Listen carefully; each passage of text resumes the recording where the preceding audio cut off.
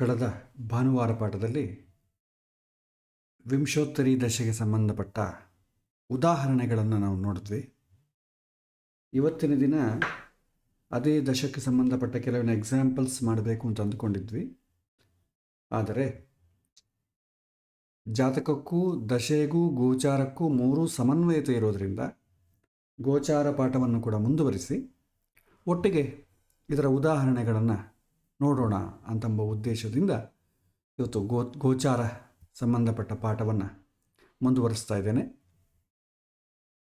So ಗೋಚಾರ ಅಂದ್ರೂ ಗ್ರಹ ಸಂಚಾರ, ಗ್ರಹಗಳು ಪ್ರೆಸೆಂಟ್ ಎಲ್ಲಿದೆ, ಹೆಂಗೆ ತಿರುಗ್ತಾ ಇದೆ, ಫ್ಯೂಚರಲ್ಲಿ ಯಾವ ಯಾವ ಸ್ಥಾನದಲ್ಲಿ ಗ್ರಹಗಳಿರುತ್ತೆ, ಅದರ ಬಗ್ಗೆ ತಿಳ್ಕೊಳ್ಳೋದನ್ನು ನಾವು ಗೋಚಾರ ಅಥವಾ ಗ್ರಹಚಾರ ಅಂತ ಕರಿತೇವೆ, ಪ್ಲಾನಿಟರಿ ಟ್ರಾನ್ಸಿಟ್.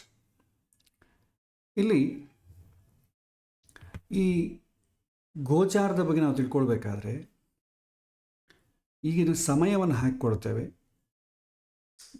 ಸಮಯವನ್ನು ಹಾಕಿಕೊಂಡು ಗ್ರಹಗಳೆಲ್ಲ ಎಲ್ಲಿವೆ, ಹುಟ್ಟಿದಾಗ ಜಾತಕಕ್ಕೂ ಈಗಿರುವಂಥ ಜಾತಕಕ್ಕೂ ವ್ಯತ್ಯಾಸ ಏನು ಅಂತಂದರೆ, ಹುಟ್ಟಿದಾಗ ಜಾತಕದಲ್ಲಿ ಎಲ್ಲ ಗ್ರಹಗಳು ಲಗ್ನದಿಂದ ಎಲ್ಲಿದೆ ಅಂತ ನೋಡ್ತೇವೆ. ಗೋಚಾರ ಜಾತಕದಲ್ಲಿ ಜನ್ಮ ರಾಶಿಯಿಂದ ಎಲ್ಲಿದೆ ಅಂತ ನೋಡ್ತೇವೆ. ಇವತ್ತಿನ ಪಾಠದಲ್ಲಿ ನಾವು ಗೋಚಾರದ ಬಗ್ಗೆ ತಿಳ್ಕೊಳ್ಳೋಣ. ಜಾತಕ, ದಶೆ, ಗೋಚಾರ ಇವುಗಳ ಕೋಆರ್ಡಿನೇಷನ್ ಹೇಗಿರುತ್ತೆ ಅಂತ ತಿಳ್ಕೊಳ್ಬೇಕು. ಗೋಚಾರದಲ್ಲಿದ್ದಂಥ ಗ್ರಹಗಳು ಶುಭ ಫಲವನ್ನು ಕೊಡುತ್ತಾ ಅಶುಭ ಫಲವನ್ನು ಕೊಡುತ್ತಾ ಅಂತ ತಿಳ್ಕೊಳ್ಳೋಣ. ಅದಕ್ಕೆ ಸಂಬಂಧಪಟ್ಟ ಪ್ರಿನ್ಸಿಪಲ್ಸ್ ಎಲ್ಲ ಕೂಡ ನೋಡೋಣ ಒಟ್ಟಿಗೆ ಒಂದೊಂದಾಗಿ. ಮೊದಲಿಗೆ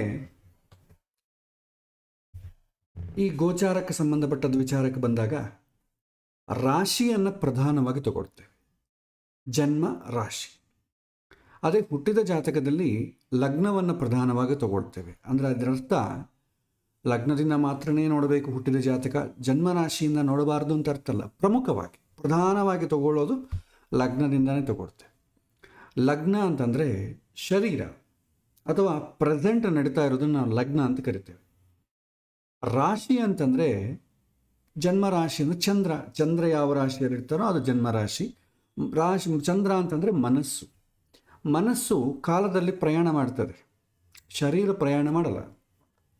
ನಾಳೆ ನಾನೇನು ಮಾಡ್ತೇನೆ ಅಂತಂಬೋದು ನೀವು ಮನಸ್ಸಿನಲ್ಲಿ ನಾಳಿನ ದಿನಕ್ಕೆ ಹೋಗಿ ಅಲ್ಲಿ ಏನು ಮಾಡಬೇಕು ಅಂತಂಬೋದು ನೀವು ಒಂದು ಊಹೆ ಮಾಡ್ಬೋದು, ಒಂದು ಪ್ಲಾನಿಂಗ್ ಮಾಡ್ಕೊಳ್ಬೋದು. 1 ವರ್ಷ ಆದಮೇಲೆ ನಾನು ಹೇಗಿರ್ತೇನೆ ಅಥವಾ ಈ ಥರ ಆದರೆ ಏನು ಮಾಡಬೇಕು, ಮನಸ್ಸಿನಲ್ಲೇ ಒಂಥರ ಪ್ಲಾನಿಂಗ್ ಅಂತಂಬೋದು ನೀವು ಮಾಡಿಕೊಳ್ಬೋದು. ಆದರೆ ದೇಹದಲ್ಲಿ ಅದಕ್ಕೆ ತಕ್ಕಂತೆ ಕುಣಿಲಿಕ್ಕಾಗಲ್ಲ.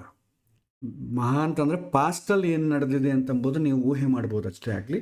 ಫ್ಯೂಚರಲ್ಲಿ ಹೇಗಿರುತ್ತೆ ಅಂತಂಬೋದು ಮನಸ್ಸಿನಲ್ಲಿ ಊಹೆ ಮಾಡ್ಬೋದು ಅಷ್ಟೇ ಆಗಲಿ. ನೀವು ಟೈಮ್ ಟ್ರಾವೆಲ್ ಮಾಡಿ ಮುಂದಕ್ಕೆ ಹೋಗಿ ಮತ್ತೆ ಹಿಂದಕ್ಕೆ ಬರೋಕ್ಕಾಗೋದಿಲ್ಲ. ಅದಕ್ಕಾಗಿ ಪುಣ್ಯದ ಬಗ್ಗೆ, ಯೋಗದ ಬಗ್ಗೆ ತಿಳ್ಕೊಳ್ಬೇಕಾದ್ರೆ ನಾವು ಲಗ್ನದಿಂದಲೇ ನೋಡ್ತೇವೆ.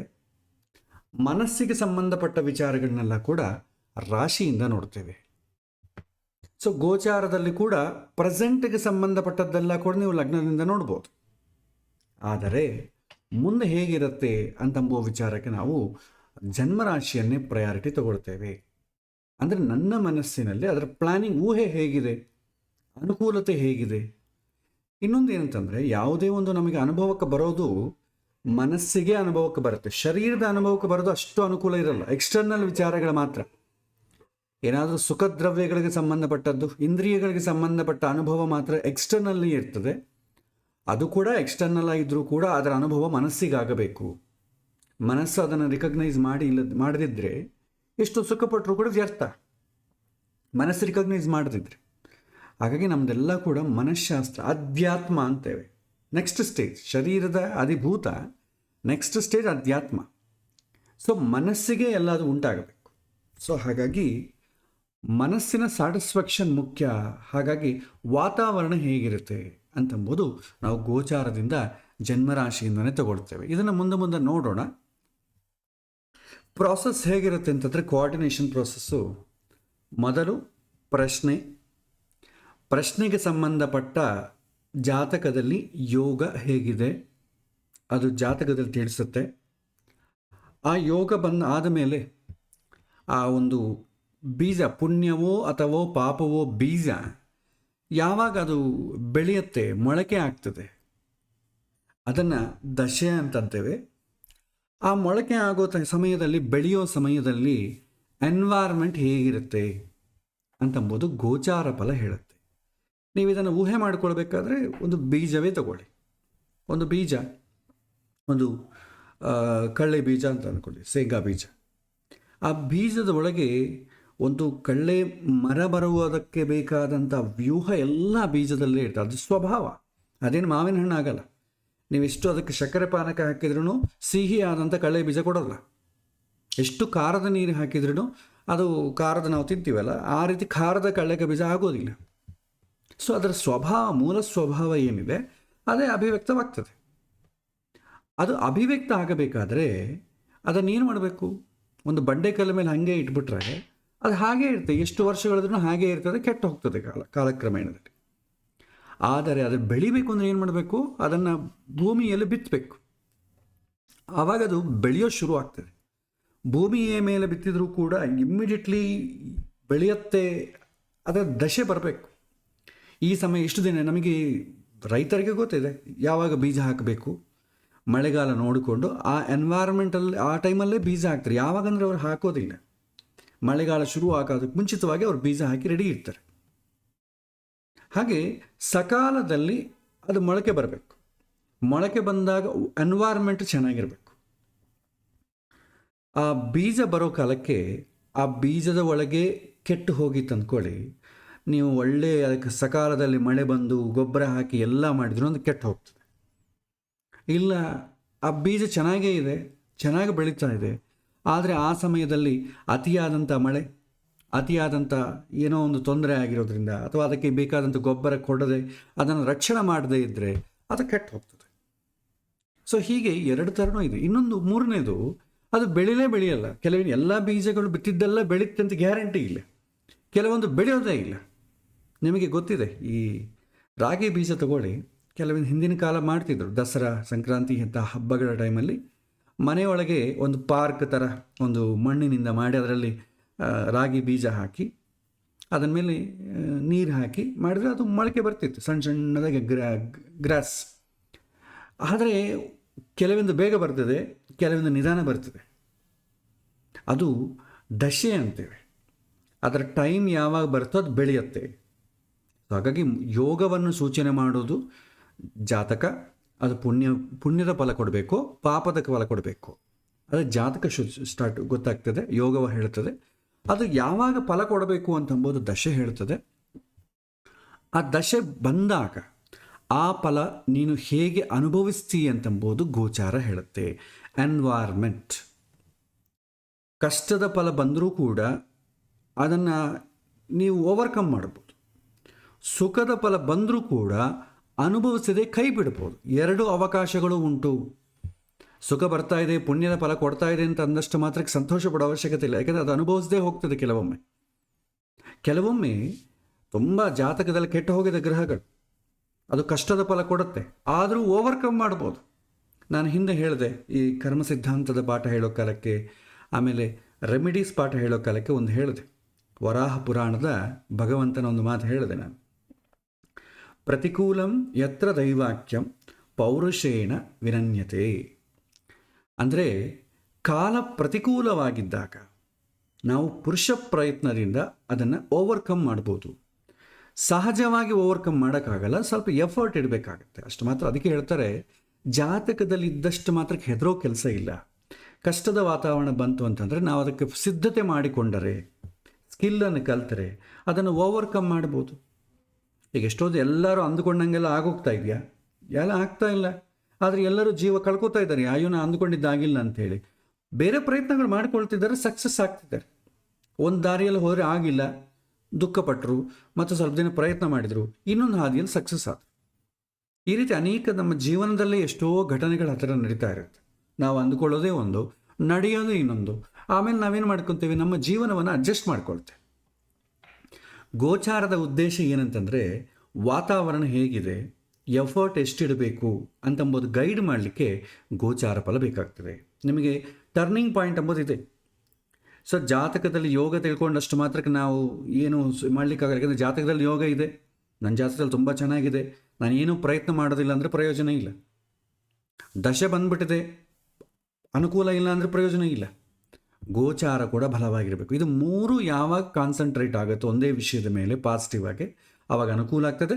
ನೆಗೆಟಿವ್ ಆಗಿ ಕಾನ್ಸಂಟ್ರೇಟ್ ಆಗುತ್ತೋ ಆವಾಗ ಪ್ರತಿಕೂಲ ಆಗ್ತದೆ. ಹಾಗಾಗಿ ಗೋಚಾರ ಅಂತಂಬೋದು ತುಂಬ ಮುಖ್ಯ. ಇಲ್ಲಿ ಒಂದು ನೋಟ್ ಏನಂತಂದರೆ, ಈ ಜಾತಕ, ದಶೆ, ಗೋಚಾರ ಮೂರು ಕೂಡ ಸಪ್ರೇಟಾಗಿ ನೋಡಿದರೆ, ಅಂದರೆ ಬೇರೆ ಬೇರೆ ವಿಷಯಗಳನ್ನ ನೋಡಿದರೆ ನಮಗೆ ಅರ್ಥ ಏನೋ ಗೊತ್ತಾಗ್ತದೆ, ಫಲ ಏನೋ ಗೊತ್ತಾಗ್ತದೆ. ಆದರೆ ನಮ್ಮ ಜೀವನಕ್ಕೆ ಅದು ಅನ್ವಯ ಆಗೋದಿಲ್ಲ. ಮೂರು ಒಂದೇ ವಿಷಯದ ಮೇಲೆ ಅನ್ವಯ ಆದ್ರೇ ನಿಮಗೆ ಅರ್ಥ ಅಂಬೋದು ಗೊತ್ತಾಗ್ತದೆ. ನೋಡೋಣ, ಅದನ್ನು ಕೂಡ ನಿಮಗೆ ಸ್ಟೆಪ್ ಬೈ ಸ್ಟೆಪ್ ಹೇಳ್ಕೊಡ್ತೇನೆ. ನಮ್ಮ ಬೀಜ ಅಂತಂದರೆ ನಮ್ಮ ಜೀವ. ಜಾತಕ ಅಂತಂದರೆ ಏನು? ಯೋಗವನ್ನು ಸೂಚನೆ ಮಾಡ್ತದೆ. ದಶೆ ಅಂತಂಬೋದೇನು? ಆಕ್ಟಿವೇಶನ್, ನಿಮ್ಮ ಯೋಗ ಯಾವಾಗ ಫಲ ಕೊಡಲಿಕ್ಕೆ ರೆಡಿಯಾಗಿದೆ. ಗೋಚಾರ ಅಂತಂಬೋದೇನು? ಎನ್ವೈರ್ಮೆಂಟ್, ವಾತಾವರಣ. ಹೀಗೆ ನಾವು ಊಹಿಸಬಹುದು. ಈಗ ನಾವು ಸಬ್ಜೆಕ್ಟಿಗೆ ಬರೋಣ. ಸರಿ, ಗೋಚಾರ ಚೆನ್ನಾಗಿದೆ. ಗೋಚಾರದಲ್ಲಿ ಅನುಕೂಲವ ಪ್ರತಿಕೂಲವ, ವಾತಾವರಣ ಹೇಗಿದೆ ಅಂತ ಹೆಂಗೆ ಗೊತ್ತಾಗ್ತದೆ? ಸೊ ವಾತಾವರಣ ಅಂತಂದರೆ ನಾನು ಮತ್ತೊಮ್ಮೆ ಹೇಳ್ತಿದ್ದೇನೆ, ಬೀಜ ಹಾಕಿದ ಮೇಲೆ ಅದನ್ನು ಬೇಕಾದಂಥ ಬೆಳಿಲಿಕ್ಕೆ ಬೇಕಾದಂಥ ಎನ್ವೈರ್ಮೆಂಟ್ ಬೇಕು ಅಂತಂದರೆ ಗಾಳಿ, ಮಳೆ, ಬಿಸಿಲು ಸಕಾಲದಲ್ಲಿರಬೇಕು. ಅದಕ್ಕೇನಾದರೂ ಈ ಹುಳ ಗಿಳ ಹಿಡಿಲಾರದೆ ಅದನ್ನು ಜಾಗ್ರತೆ ಪಡಿಸಿಕೊಳ್ಳಬೇಕು. ಕಾಡು ಪ್ರಾಣಿಗಳು ಹಾಳು ಮಾಡದೆ ಅದನ್ನು ಬೆಳಿಲಿಕ್ಕೆ ಬೇಕಾದಂಥ ರಕ್ಷಣೆಯನ್ನು ಮಾಡಬೇಕು. ಇದನ್ನು ಎನ್ವೈರ್ಮೆಂಟ್ ಅಂತೆ. ಇದು ನೀವು ಹೊರಗಿಂದ ನೀವು ರಕ್ಷಣೆ ಮಾಡಿದರೆ ಅದು ಒಳಗಿಂದ ಚೆನ್ನಾಗಿ ಬೆಳೆಯುತ್ತೆ. ಅದರ ಸ್ವಭಾವ ಏನಿದೆಯೋ ಅದಕ್ಕೆ ತಕ್ಕಂತೆ ಅದು ಬೆಳೆಯುತ್ತೆ. ಅದು ನೀವು ಚೆನ್ನಾಗಿ ಹೊರಗೆ ಎನ್ವೈರ್ಮೆಂಟ್ ಕೊಟ್ಟಷ್ಟು ಮಾತ್ರಕ್ಕೆ ದೊಡ್ಡ ದೊಡ್ಡ ಹಣ್ಣುಗಳೇನು ಕೊಡಲ್ಲ. ಅದು ಏನು ಕೊಡಬೇಕೋ ಅಷ್ಟೇ ಕೊಡ್ತದೆ. ಹಾಗೆ ನಾವು ಏನು ಹಿಂದಿನ ಜನ್ಮದಲ್ಲಿ ಪುಣ್ಯ ಮಾಡಿದ್ದೇವೆ, ಒಂದು ಉದ್ಯೋಗ ಬರೋದಾಗಲಿ, ಒಂದು ವಿದ್ಯೆ ಓದಿಕೊಳ್ಳೋದಾಗಲಿ, ಅದಕ್ಕೆ ಸಂಬಂಧಪಟ್ಟ ಬೀಜಗಳು ಮೊಳಕೆ ಇಡ್ತವೆ. ಅವಾಗೇನಾಗ್ತದೆ, ನಮಗೆ ಅದೃಷ್ಟ ಕಲ್ತು ಬಂದು ಒಂದು ಕಾಲೇಜಲ್ಲಿ ಸೀಟ್ ಬರೋದು, ಅದು ಒಂದು ಶಾಲೆಯಲ್ಲಿ ಸೀಟ್ ಬರೋದು, ಅಲ್ಲಿ ಅನುಕೂಲ ಆಗೋದು, ಒಳ್ಳೆ ಟೀಚರ್ ಬರೋದು, ಇಲ್ಲಿ ಹೆಂಗಾಗ್ತದೆ.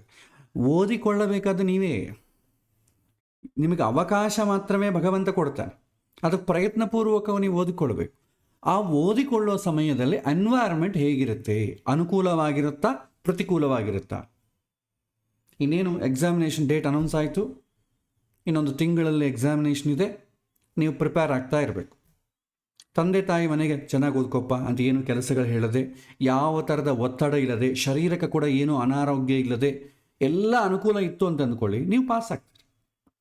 ಆದರೆ ಪ್ರತಿಕೂಲ ಆಯ್ತು ಅಂದ್ಕೊಳ್ಳಿ, ಎಕ್ಸಾಮ್ ಡೇಸ್ ಅನೌನ್ಸ್ ಆಯಿತು, ಮನೆಗೇನೋ ಆವಾಗ ಸಮಯದಲ್ಲಿ ಏನೋ ಒಂದು ಕೆಲಸ ಹೇಳ್ತಾರೆ, ಮನೆಗೆ ಯಾರೋ ಬಂಧು ಬಳಗ ಬಂದರು, ಏನೋ ಡಿಸ್ಟ್ರಾಕ್ಷನು, ಮನೆಗೆ ಟಿ ವಿ ನೋಡೋದಾಗಲಿ, ಇನ್ನು ವಿಶೇಷವಾಗಿ ಅದೇ ಸಮಯದಲ್ಲಿ IPL ಮ್ಯಾಚ್ಗಳು ಬರ್ತವೆ, ಫೇವ್ರೆಟ್ ಸಿನಿಮಾ ಹೀರೋ ಬರ್ತದೆ, ಎಷ್ಟೋ ವರ್ಷಗಳಿಂದ ಅನೌನ್ಸ್ ಆಗ್ತಾಯಿತ್ತು, ಬರ್ತದೆ ಅಂತ. ಇನ್ನೇನು ಎಕ್ಸಾಮಿನೇಷನ್ ಇನ್ನು ಒಂದು ವಾರದಲ್ಲಿ ಆ ಸಿನಿಮಾ ರಿಲೀಸ್ ಆಗುತ್ತೆ ಅಂತ ಟ್ರೈಲರು ದೊಡ್ಡ ಫಂಕ್ಷನ್ ಮಾಡಿ ಹೇಳಿದ್ರು. ಏನು ಮಾಡೋದಪ್ಪ, ಇದೆಲ್ಲ ಡಿಸ್ಟ್ರಾಕ್ಷನ್ ಅಲ್ವಾ? ಸೊ ಹಾಗೆ ಎನ್ವೈರನ್ಮೆಂಟ್ ಅಂತಂಬೋದು ಹೇಗಿರುತ್ತೆ? ಒಂದು ನೀನು ಅವಕಾಶ ಪಡೆದಾಗ ಅದನ್ನು ಸದ್ವಿನಿಯೋಗ ಮಾಡ್ಕೋಬೇಕಾದ್ರೆ ಒಳ್ಳೆಯ ವಾತಾವರಣ ಇರಬೇಕು. ಇಲ್ಲದಿದ್ದರೆ ಒಳ್ಳೆಯ ಅವಕಾಶ ಇದ್ದರೂ ಕೂಡ ನಾವು ಅದನ್ನು ಅನುಭವಿಸ್ಲಿಕ್ಕೆ ಆಗೋದಿಲ್ಲ, ನಾವು ಅದಕ್ಕೆ ಮುಂದುವರಿಯಲಿಕ್ಕೆ ಆಗೋದಿಲ್ಲ. ಅದಕ್ಕೆ ಎನ್ವೈರ್ಮೆಂಟ್ ಕೂಡ ತುಂಬ ರೋಲ್ ಪ್ಲೇ ಮಾಡ್ತದೆ. ಅನುಕೂಲ ಇದ್ದರೆ ಸಹಜವಾಗಿ ಆಗೋಗ್ತದೆ, ಪ್ರತಿಕೂಲವಾಗಿದ್ದರೆ ಹೆಚ್ಚಿನ ಎಫರ್ಟಿಂದ ಆಗ್ತದೆ. ಕೆಲವೊಮ್ಮೆ ಅವನು ಎಫರ್ಟ್ ಇಡ್ಲಿಕ್ಕೆ ಆಗದೇ ಇರ್ಬೋದು, ಆದರೂ ಸಾಧಿಸ್ಬೋದು. ಎಫರ್ಟ್ ಇಟ್ಟರೆ ಖಂಡಿತ ಸಾಧಿಸ್ತಾರೆ. ಏನೋ ಬೇರೆ ಬೇರೆ ಕೆಲಸ ಹೇಳಿದ್ರು ನನಗೆ ಓದೋಕ್ಕಾಗಲ್ಲ ಅಂತ ಬಿಟ್ಟುಬಿಡೋರು ಇದ್ದಾರೆ. ಆದರೆ ಏನು ಕೆಲಸ ಹೇಳಿದ್ರು ಮಾಡಿ ರಾತ್ರಿ ಓದಿಕೊಂಡು ಮಲಗೋರು ಇದ್ದಾರೆ.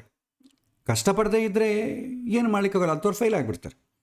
ಕಷ್ಟಪಡುವಂಥ ಮನಸ್ತತ್ವ ಇದ್ದರೆ ಅವನಿಗೆ ಪ್ರತಿಕೂಲವಾದ ವಾತಾವರಣ ಬಂದ್ರೂ ಸಕ್ಸಸ್ ಆಗ್ತದೆ. ಆದರೆ ಸಹಜವಾಗಲ್ಲ, ಸ್ವಲ್ಪ ಎಫರ್ಟ್ ಇಡಬೇಕು. ಪ್ರತಿಕೂಲಂ ಯತ್ರ ದೈವಾಕ್ಯಂ ಪೌರುಷೇನ ವಿನನ್ಯತೆ. ಪುರುಷ ಪ್ರಯತ್ನದಿಂದ ಖಂಡಿತ ಸಾಧಿಸ್ಬೋದು. ಇಲ್ಲಿ ಏನು ಹೇಳುತ್ತೆ ಶಾಸ್ತ್ರ ಅಂದರೆ ಸಹಜವಾಗಿ ಆಗಲ್ಲ, ಸ್ವಲ್ಪ ಎಫರ್ಟ್ ಇಟ್ಟು ಆಗ್ತದೆ.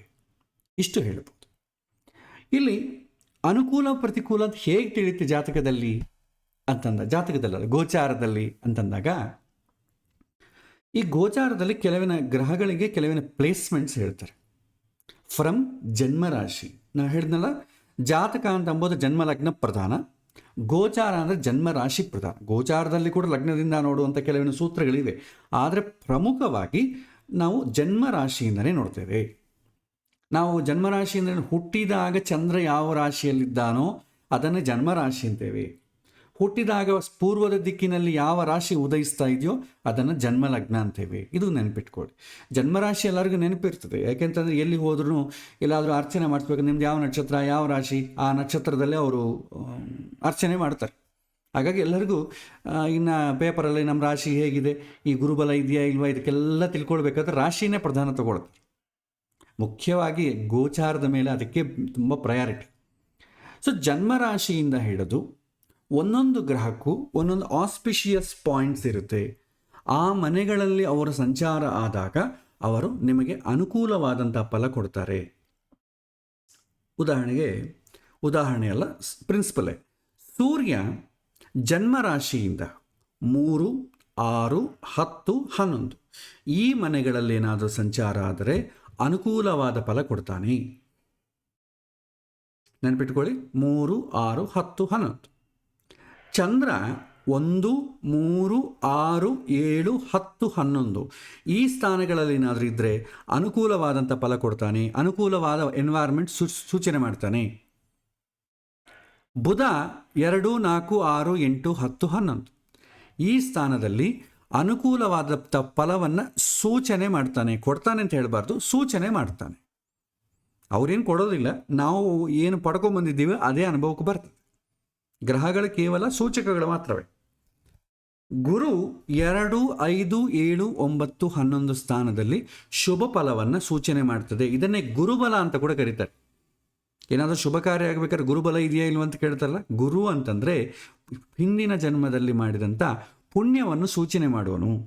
ಗೋಚಾರದಲ್ಲಿ ಅವನ ಅನುಕೂಲ ಇತ್ತಂತಂದರೆ ನೀವು ಏನೇ ಆಗಲಿ ನೀವು ಪಡೆದದ್ದನ್ನು ನೀವು ಈಸಿಯಾಗಿ ಅದನ್ನು ನಿಮಗೆ ಅನುಕೂಲವಾಗಿ ಮಾಡಿಕೊಳ್ಳಬಹುದು. ಅನುಭವಿಸುವ ಯೋಗ ಇದೆ ಅಂತ ಅರ್ಥ. ಅನುಕೂಲ ಇಲ್ಲದಿದ್ದರೆ ಕಷ್ಟ. ಅದಕ್ಕೆ ಗುರುವನ್ನು ತಗೊಳ್ತೇವೆ. 2, 5, 7, 9, 11 ಸ್ಥಾನದಲ್ಲಿ ಗುರು ಸಂಚಾರ ಯಾವಾಗ ಆಗುತ್ತೋ ನಿಮಗೆ ಅನುಕೂಲವಾಗುತ್ತೆ. ಶುಕ್ರ 1, 2, 3, 4, 5, 8, 9, 11, 12 ಈ ಸ್ಥಾನಗಳಲ್ಲಿ ಸಂಚಾರ ಆದರೆ ಅನುಕೂಲವಾದಂಥ ಫಲ ಕೊಡ್ತಾನೆ.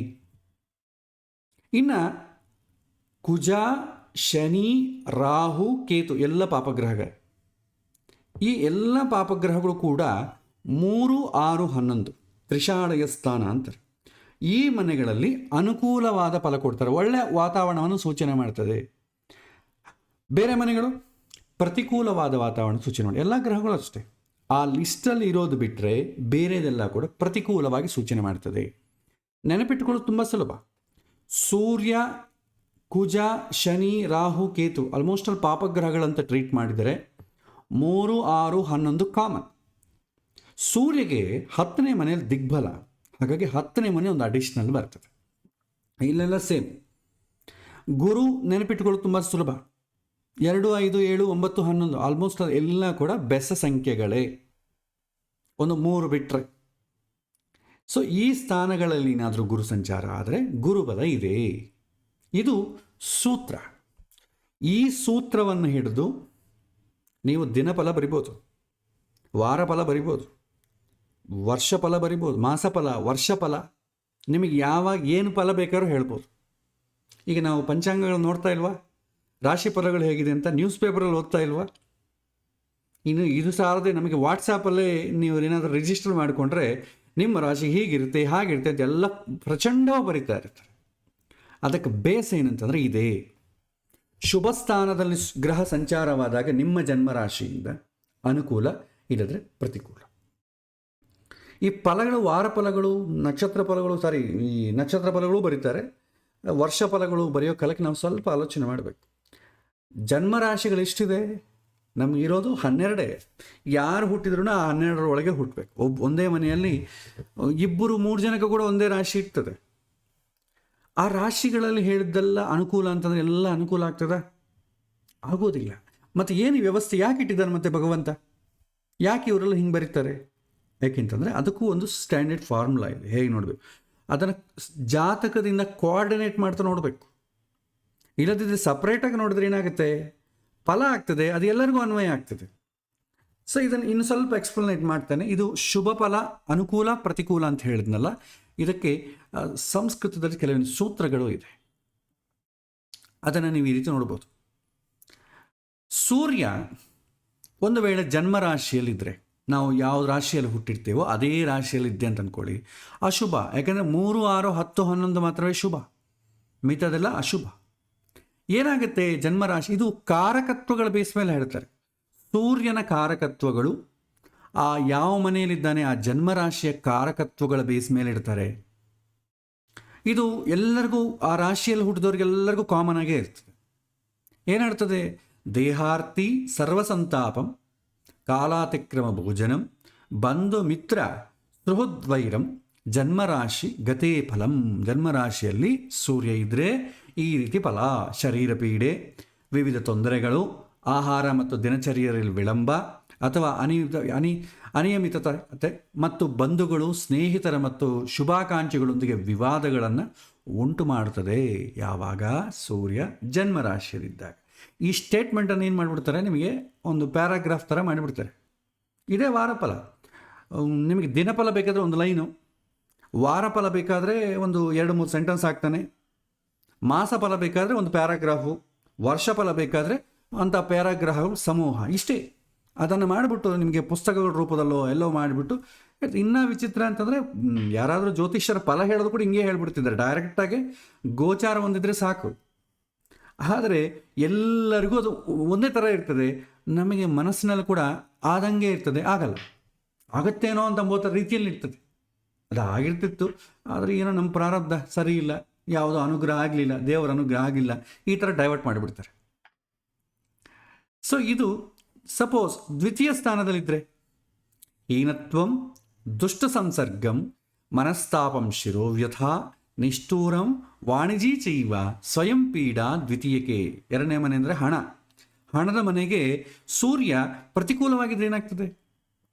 ಸೊ ಜನ್ಮರಾಶಿ ಚಂದ್ರನಿಂದ 2ನೇ ಭಾವದಲ್ಲಿ ಸೂರ್ಯನಿದ್ದರೆ ಅಪ್ರತಿಷ್ಠತೆ ಭಾವನೆ, ದುಷ್ಟರ ಸಹವಾಸ, ಮಾನಸಿಕ ಸಂಕಟ, ತಲೆನೋವು, ಕಠೋರವಾದಂಥ ಮಾತು. ಯಾಕೆಂದರೆ ಈ ಮಾತು ಯಾಕೆ ಬಂತು? 2ನೇ ಮನೆ ವಾಕ್ಸ್ಥಾನ ಮತ್ತು ಸ್ವಯಂ ಕೃಷಿಯ ತೊಂದರೆಗಳನ್ನು ಉಂಟು ಮಾಡ್ತದೆ. ಅಂದರೆ ಹಣ ಸಂಪಾದನೆ ಮಾಡೋದು ಕಷ್ಟ ಆಗ್ತದೆ.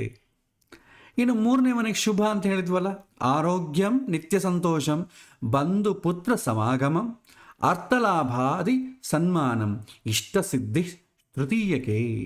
3ನೇ ಭಾವದಲ್ಲಿ ಸೂರ್ಯ ಇದ್ದರೆ ಉತ್ತಮವಾದಂಥ ಆರೋಗ್ಯ, ನಿರಂತರ ತೃಪ್ತಿ, ಬಂಧುಗಳು ಮತ್ತು ಮಕ್ಕಳೊಂದಿಗೆ ಮರುಭೇಟಿ, ಆರ್ಥಿಕ ಲಾಭ, ಗೌರವ ಮತ್ತು ಇಚ್ಛೆಗಳ ಪೂರೈಸುವಿಕೆ ನೀಡುತ್ತಾನೆ. ಈಗ ಈ ಗ್ರಹದ್ದೇನು ಹಿಂಗಾಯ್ತು. ಇನ್ನೊಂದು ಗ್ರಹದ್ದು ಬೇರೆ ಕಡೆ ಪ್ರತಿಕೂಲವಾಯ್ತು ಅಂದ್ಕೊಳ್ಳಿ, ಅಲ್ಲಿ ಅನಾರೋಗ್ಯ ಅಂತ ಇರ್ತದೆ. ಇಲ್ಲೇನೋ ಆರೋಗ್ಯ ಅಂತಿದೆ, ಅಲ್ಲಿ ಅನಾರೋಗ್ಯ ಅಂತ ಇರ್ತದೆ. ಯಾವ್ದು ತಗೋಬೇಕು ಅವಾಗ? ಯಾವುದು ವರ್ಕ್ ಆಗ್ತದೆ? ಸೊ ಇದೆಲ್ಲ ಕೂಡ ಪ್ರಾಕ್ಟಿಕಲ್ಲ ನಾವು ತಿಳ್ಕೊಳ್ಬೇಕಾದ ವಿಚಾರ. ಸೊ ಇದು ಸೂರ್ಯನಿಗೆ ಹೇಳಿದಂಗೆ ಎಲ್ಲ ಗ್ರಹಗಳಿಗೂ ಇದೇ ಥರ ಇದೆ.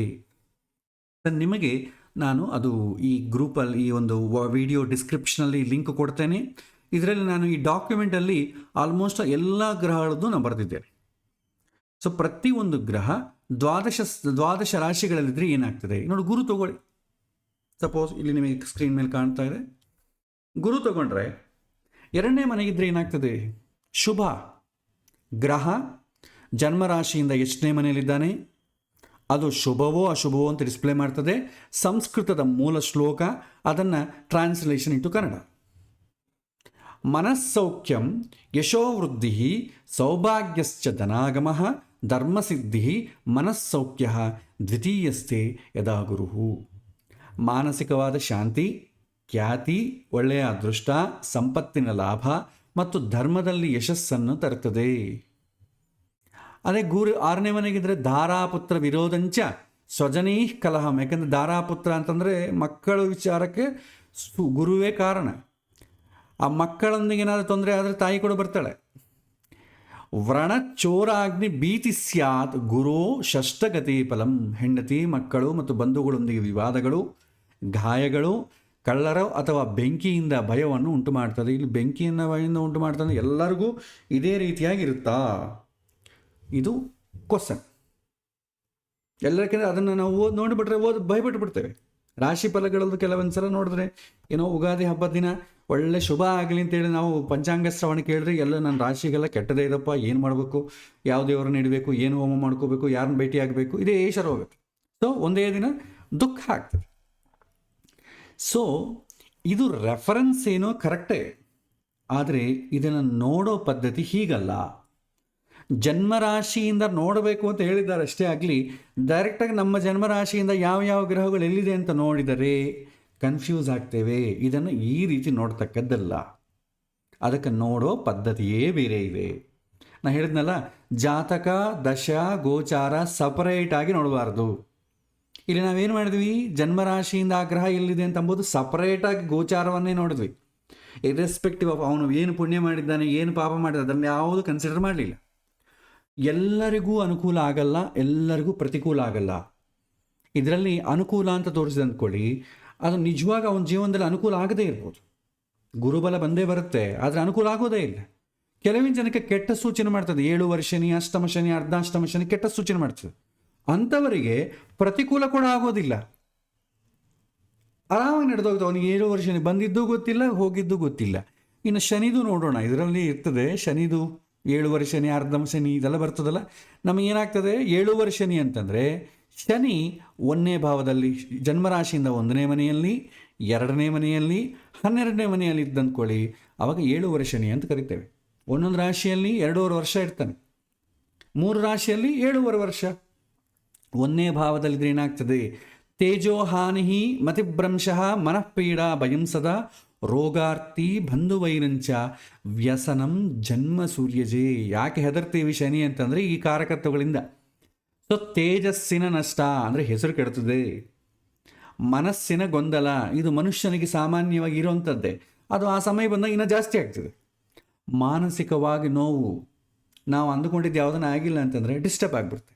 ನಿರಂತರ ಭಯ, ಏನಾಗುತ್ತೋ ಏನೋ, ಯಾವಾಗ ನನ್ನ ಚ್ಯುತಿ ಬರ್ತದೋ ಏನೊಂದು ಭಯ.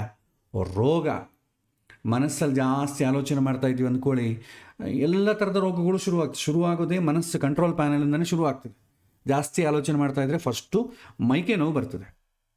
ಎಲ್ಲರಿಗೂ ಬಾಡಿ ಪೈನ್ಸ್ ಅಂತೀವಲ್ಲ, ಜಾಸ್ತಿ ಬರೋದು ಯಾಕೆ ಅಂತಂದರೆ ಮನಸ್ಸಿನಿಂದನೇ. ಜಾಯಿಂಟ್ ಪೈನ್ಸು, ಹಲ್ಲು ನೋವು, ಈ ನರ್ವಸ್ ಡಿಫೆಕ್ಟ್ಸ್ ಎಲ್ಲ ಕೂಡ ನಿಮಗೆ ಮನಸ್ಸಿನಿಂದನೇ ಆಗೋದು, ಮೈನಲ್ಲಿ ಟ್ರಿಗರ್ ಆಗ್ತದೆ. ಬಂಧುಗಳೊಂದಿಗೆ ವಿವಾದಗಳು ಮತ್ತು ಬಾಧೆಯನ್ನು ಉಂಟು ಮಾಡ್ತದೆ. ಇದರಲ್ಲಿ ನಮಗೆ ಯಾವುದು ಒಳ್ಳೆಯದಿದೆ, ಸಹಜವಾಗಿಯೇ ಶನಿ ಕೆಟ್ಟ ಗ್ರಹ. ಇದೆಲ್ಲ ನಮ್ಮ ಅದು 1 ದಿನ 2 ದಿನ ಅಲ್ಲ. ಸೂರ್ಯ ಆದರೆ 1 ತಿಂಗಳೇ, ಯಾಕಂದರೆ ಸಂಚಾರ ಬೇರೆ ಮನೆಗೆ ಸಂಚಾರ ಆಗಿಬಿಡ್ತಾನೆ. ಗುರು ಆದರೆ ಏನೋ 1 ವರ್ಷ. ಆದರೂ ಗುರು ಸ್ವಾಭಾವಿಕವಾಗಿ ಸಹಜವಾಗಿ ಶುಭ ಗ್ರಹ ಆದ್ದರಿಂದ ಏನು ಕೆಟ್ಟದನ್ನು ಜಾಸ್ತಿ ಮಾಡಲ್ಲ, ಒಂದು ವೇಳೆ ಸೂಚನೆ ಮಾಡಿದರೂ ಕೂಡ. ಶನಿ ಸಹಜವಾಗಿಯೇ ಹಿಂದಿನ ಜನ್ಮದಲ್ಲಿ ಮಾಡಿದಂಥ ಪಾಪಕ್ಕೆ ಕಷ್ಟಗಳನ್ನು ಸೂಚಿಸುವಂಥ ಗ್ರಹ. ಗೋಚಾರದಲ್ಲೂ ಅದು ಕೆಟ್ಟದ ಪ್ಲೇಸಲ್ಲಿದ್ದರೆ ಅದು 1 ಇಲ್ಲ 2 ಅಲ್ಲ 2.5 ವರ್ಷ. ಇದರ ಜೊತೆಗೆ ವರ್ಷಕ್ಕೊಮ್ಮೆ ಅಥವಾ ವಕ್ರಿ ಆಗ್ತಾನೆ 1-2 ತಿಂಗಳು. 2.5 ವರ್ಷದಲ್ಲಿ 2.5 ಸಲ ವಕ್ರಿ ಆಗ್ತಾನೆ. ಏನಾಯಿತು, ಸುಮಾರು ಒಂದು ರಾಶಿಯಲ್ಲಿ ಅಂತಂದರೆ 2.5 ವರ್ಷದಿಂದ 2 ವರ್ಷ 8 ತಿಂಗಳು 9 ತಿಂಗಳು, ಕೆಲವೊಮ್ಮೆ 3 ವರ್ಷಗಳು ಕೂಡ ಇರ್ತದೆ. ಮಿನಿಮಮ್ ಅಂದರೆ 2.5 ಇಯರು, ಮ್ಯಾಕ್ಸಿಮಮ್ ಅಂದರೆ 3 ಇಯರ್ಸ್ ಕೊಟ್ಟು ಹೋಗ್ತದೆ. ಹೆಂಗೆ ಮಾಡ್ಬೇಕಪ್ಪ, 3 ವರ್ಷದ ದಿನ ಅಂತಂದರೆ ಏನು, ನಮ್ಮ ಲೈಫ್ ಟೈಮಲ್ಲಿ ಒಂದು ಎಜುಕೇಷನು, ಒಂದು ಎಲ್ಲೋ ಒಂದು ಕಡೆ ಸೆಟ್ಲ್ ಆಗೋದು, ಮದುವೆ ಆದಮೇಲೆ ಇಮಿಡಿಯೇಟ್ಲಿ ಒಬ್ಬರನ್ನೊಬ್ಬರು ಅರ್ಥ ಮಾಡ್ಕೊಳ್ಳೋದು ಹಾಳಾಗೆ ಹೊರಟೋಗ್ತದೆ. ಅದಕ್ಕೆ 7 ಶನಿ ಅಂದರೆ ಹೆದರ್ತಾರೆ. ಇದನ್ನು ಈ ಪಾಯಿಂಟ್, ಈ ವೀಕ್ನೆಸ್ ಇಟ್ಕೊಂಡು ಜ್ಯೋತಿಷರು ಇನ್ನೂ ಆಟ ಆಡಿಸ್ತಾರೆ. ಆದರೆ ಇದು ಎಲ್ಲರಿಗೂ ಆಗೋದಿಲ್ಲ. ಈ ಶನಿಯಲ್ಲಿ ಇಲ್ಲಿ ಏನು ಹೇಳಿದ್ದಾರೆ, ಇದು ಎಲ್ಲರಿಗೂ ಕಾಮನ್ ಅಲ್ಲ, ಒಂದೇ ರೀತಿ ಇರೋದಿಲ್ಲ. ಅವನ ಜಾತಕದ ಮೇಲೆ ಹೋಗ್ತದೆ. ಜಾತಕದಲ್ಲಿ ಶನಿ ಹೇಗಿದ್ದಾನೆ ಅಂತ ಅಂಬೋದರ ಮೇಲೆ ಹೋಗ್ತದೆ. ಜಾತಕದಲ್ಲಿ ಶನಿ ಶುಭವಾಗಿದ್ದು ಶುಭಗ್ರಹಗಳ ಸಂಬಂಧ ಬಂತಂದರೆ ಗೋಚಾರದಲ್ಲಿ ಇದು ಏನೇನು ಸೂಚನೆ ಮಾಡಿದ್ದಾರೆ ಇದು ಅಷ್ಟು ತೀವ್ರತೆಯನ್ನು ಕೊಡೋದಿಲ್ಲ. ಕೆಲವೊಮ್ಮೆ ಆಗೋದೇ ಇಲ್ಲ, ಡಿಸ್ಟ್ರಾಕ್ಟ್ ಆಗ್ತದೆ, ಅಬ್ಸ್ಟ್ರಕ್ಷನ್ಸ್ ಅಂಬೋದು ಇರ್ತದೆ, ತಡೆ ಆಗ್ತದೆ. ಆದರೆ ಜಾತಕದಲ್ಲಿ ತುಂಬ ಕೆಟ್ಟದಾಗಿತ್ತು, ಆ ಸಮಯದಲ್ಲಿ ದಶೆ ಕೂಡ ಕೆಟ್ಟದಾಗಿದೆ ಅಂತಂದಾಗ ಆವಾಗ ತೊಂದರೆ ಕೊಡುತ್ತೆ. ಜಾತಕ ಅನುಕೂಲವಾಗಿದ್ದು ಒಳ್ಳೆ ದಶೆ ಆಪರೇಟ್ ಆಗ್ತಾ ಇದ್ದರೆ ಗೋಚಾರದಲ್ಲಿ ಪ್ರತಿಕೂಲ ಇದ್ದರೂ ಕೂಡ ನಿಮಗೆ ಜಾಸ್ತಿ ತೊಂದರೆ ಆಗೋದಿಲ್ಲ. ಆದ ಕಾರಣ ಹೆದರೋ ಕೆಲಸ ಇಲ್ಲ. ಇದು 3 ಸಮನ್ವಯ ಮಾಡಿದ್ರೇ ನಿಜವಾಗಿ ಅದು ಒಳ್ಳೆಯದೋ ಕೆಟ್ಟದೋ ಗೊತ್ತಾಗ್ತದೆ. ಕೇವಲ ಆ ಸ್ಟೇಟ್ಮೆಂಟ್ ಹಿಡ್ಕೊಂಡ್ರೆ ಏನಾಗ್ತದೆ, ಕೆಟ್ಟದಾಗ್ತದೆ. ನಮಗೆ ಅದೇ ಭಯ ಆಗ್ತದೆ. ಜ್ಯೋತಿಷರು ಏನು ಮಾಡ್ತಾರೆ, ಜಾತಕಕ್ಕೆ ಅನುಸಂಧಾನ ಮಾಡಲ್ಲ, ಡೈರೆಕ್ಟಾಗಿ ಆ ಗ್ರಹ ನಿಮಗೆ 7 ವರ್ಷ ನಿಂದ್ರೆ ಹಿಂಗಾಗುತ್ತೆ, ಜಾಗ್ರತೆ ಇರಿ ಅಂತ ಹೇಳ್ಬಿಡ್ತಾರೆ.